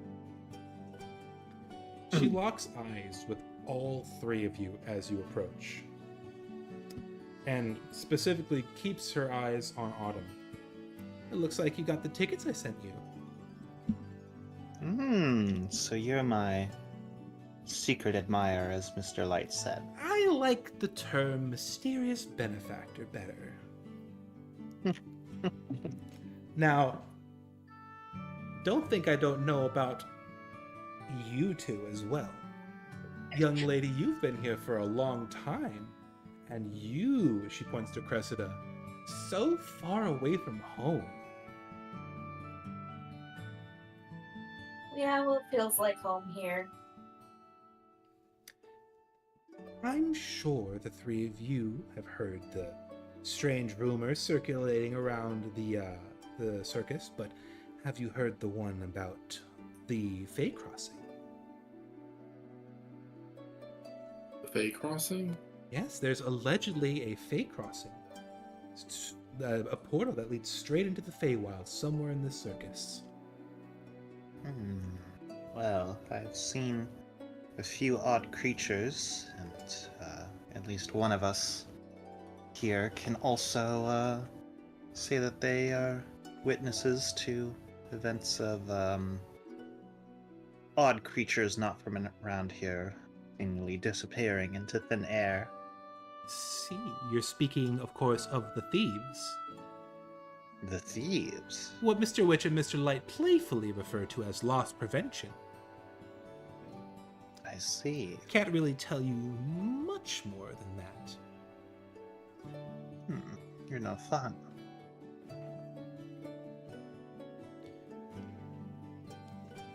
Now, let me see. I'm not supposed to tell you exactly where to go. All I can say is have fun and ask questions. Okay? This is a carnival after all. Things will be revealed by the time the crowning ceremony rears its head. Thank you for basically sprinting to me, by the way. I thought I'd be waiting here for a while. And she offers to buy you guys drinks, but other than that is open to your questions and whatnot. I see. Why are you Sorry? Why are you so interested in this Fey crossing? That's a good question, and I did say ask questions. However, that is not really something I am at liberty to discuss at the moment. Well, why would we help you if we don't know what we're getting into? I'm not asking for help. I'm simply offering you a guiding hand if you want the answers to the questions that you all seem to have. I don't need your help.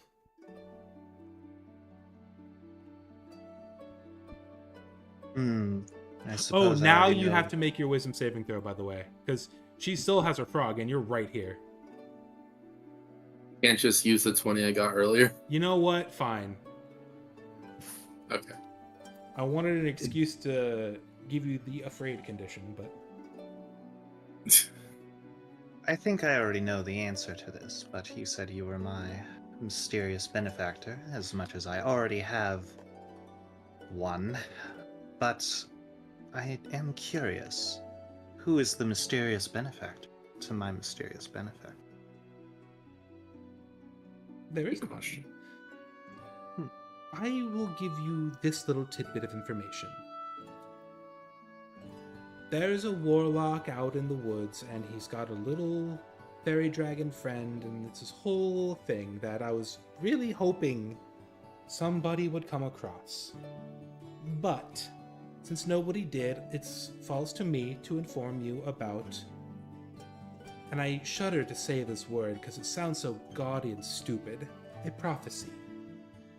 More of a... The word prophecy has such a gravity to it. A divination of sorts. And she kind of winks at you, Levana. I can't make eye contact with her.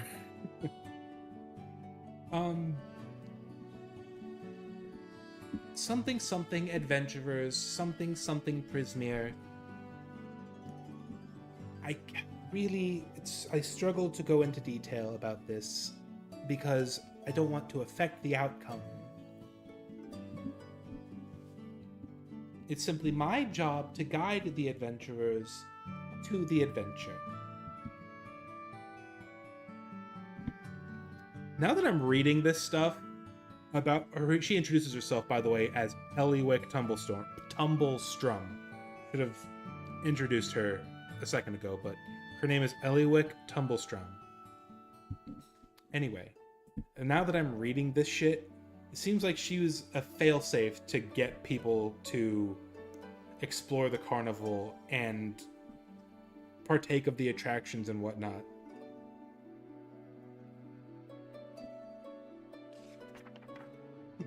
Neat.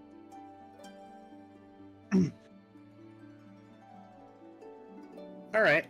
I'm just kind of like, all right then. I suppose we all have our secrets. Well, I believe the carnival's closing, but we'll have all day tomorrow.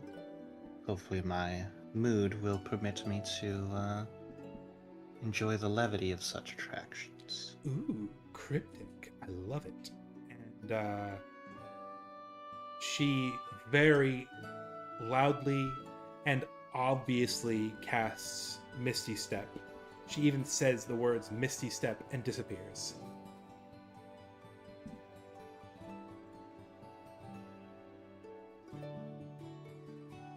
Alright. Yeah. I'll just take a sip of the drink. I assume it's some sort of wine. Yeah, it's ale. It's not wine. Ah. She's a bard through and through. She likes her beer. Alright. Yeah, so I'll finish that. I'll probably order myself a meal of some kind, and then, I'll kind of, gesture to the other two and be like, well then, it was, quite fun meeting you all. Seems as if I have, some attractions to peruse come tomorrow, so I best get my rest.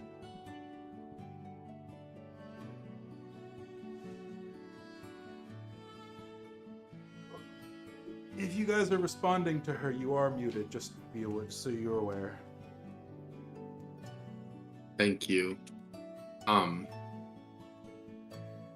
just kind of like look at her and like, that's it? Are we gonna see each other again? Well, if you've truly bitten into the mystery as much as I have, perhaps we can, partake together. I would enjoy a tour guide. I have a I fun mean, spot. it's gotta be punching tickets all day. So I'm in. You get to be the punchie for once. Well, I, believe I'll need to find some lodging of my own. You can stay in my booth if you'd like. There's not much room, but you won't have to pay for it. Oh, I take up a lot less room than it seems, even to myself at points. Yeah, you're welcome to stay if you'd like. With Then that, are I you guys going to partake of a long rest? Yes. Yeah, As and we I was- kind of arrive, what is your like tent like? Uh-huh. Like your wherever your lodging is. What is that like? It's small. It's a tent that's like small on the outside and very large on the inside. Oh, do you sleep in the same tent you work out of? Yeah. Oh, okay. All right. Yeah. So I return. I put out a floor mat of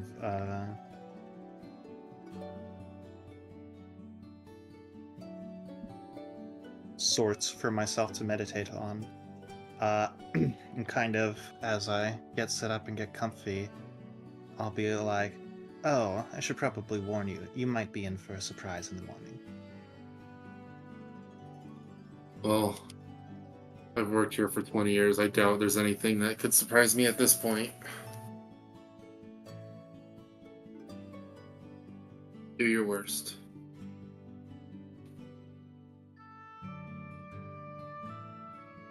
Fantastic. Okay, fantastic. Okay, so you guys, this is an important question. Are you sharing a tent with them? Yes. Okay. Cool. You guys lay down for a long rest and wake up refreshed in the morning. The carnival isn't... Seriously? That's funny.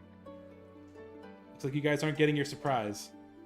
You guys wake up refreshed and it's nice and early in the morning. You have time to do whatever you want until around what time?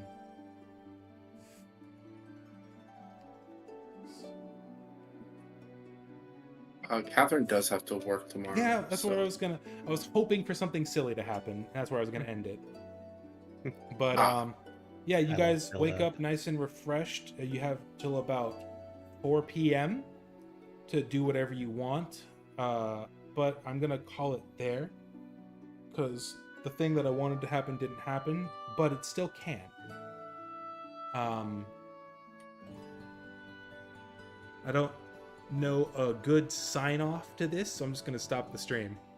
I hope you guys enjoyed yourself. Yes.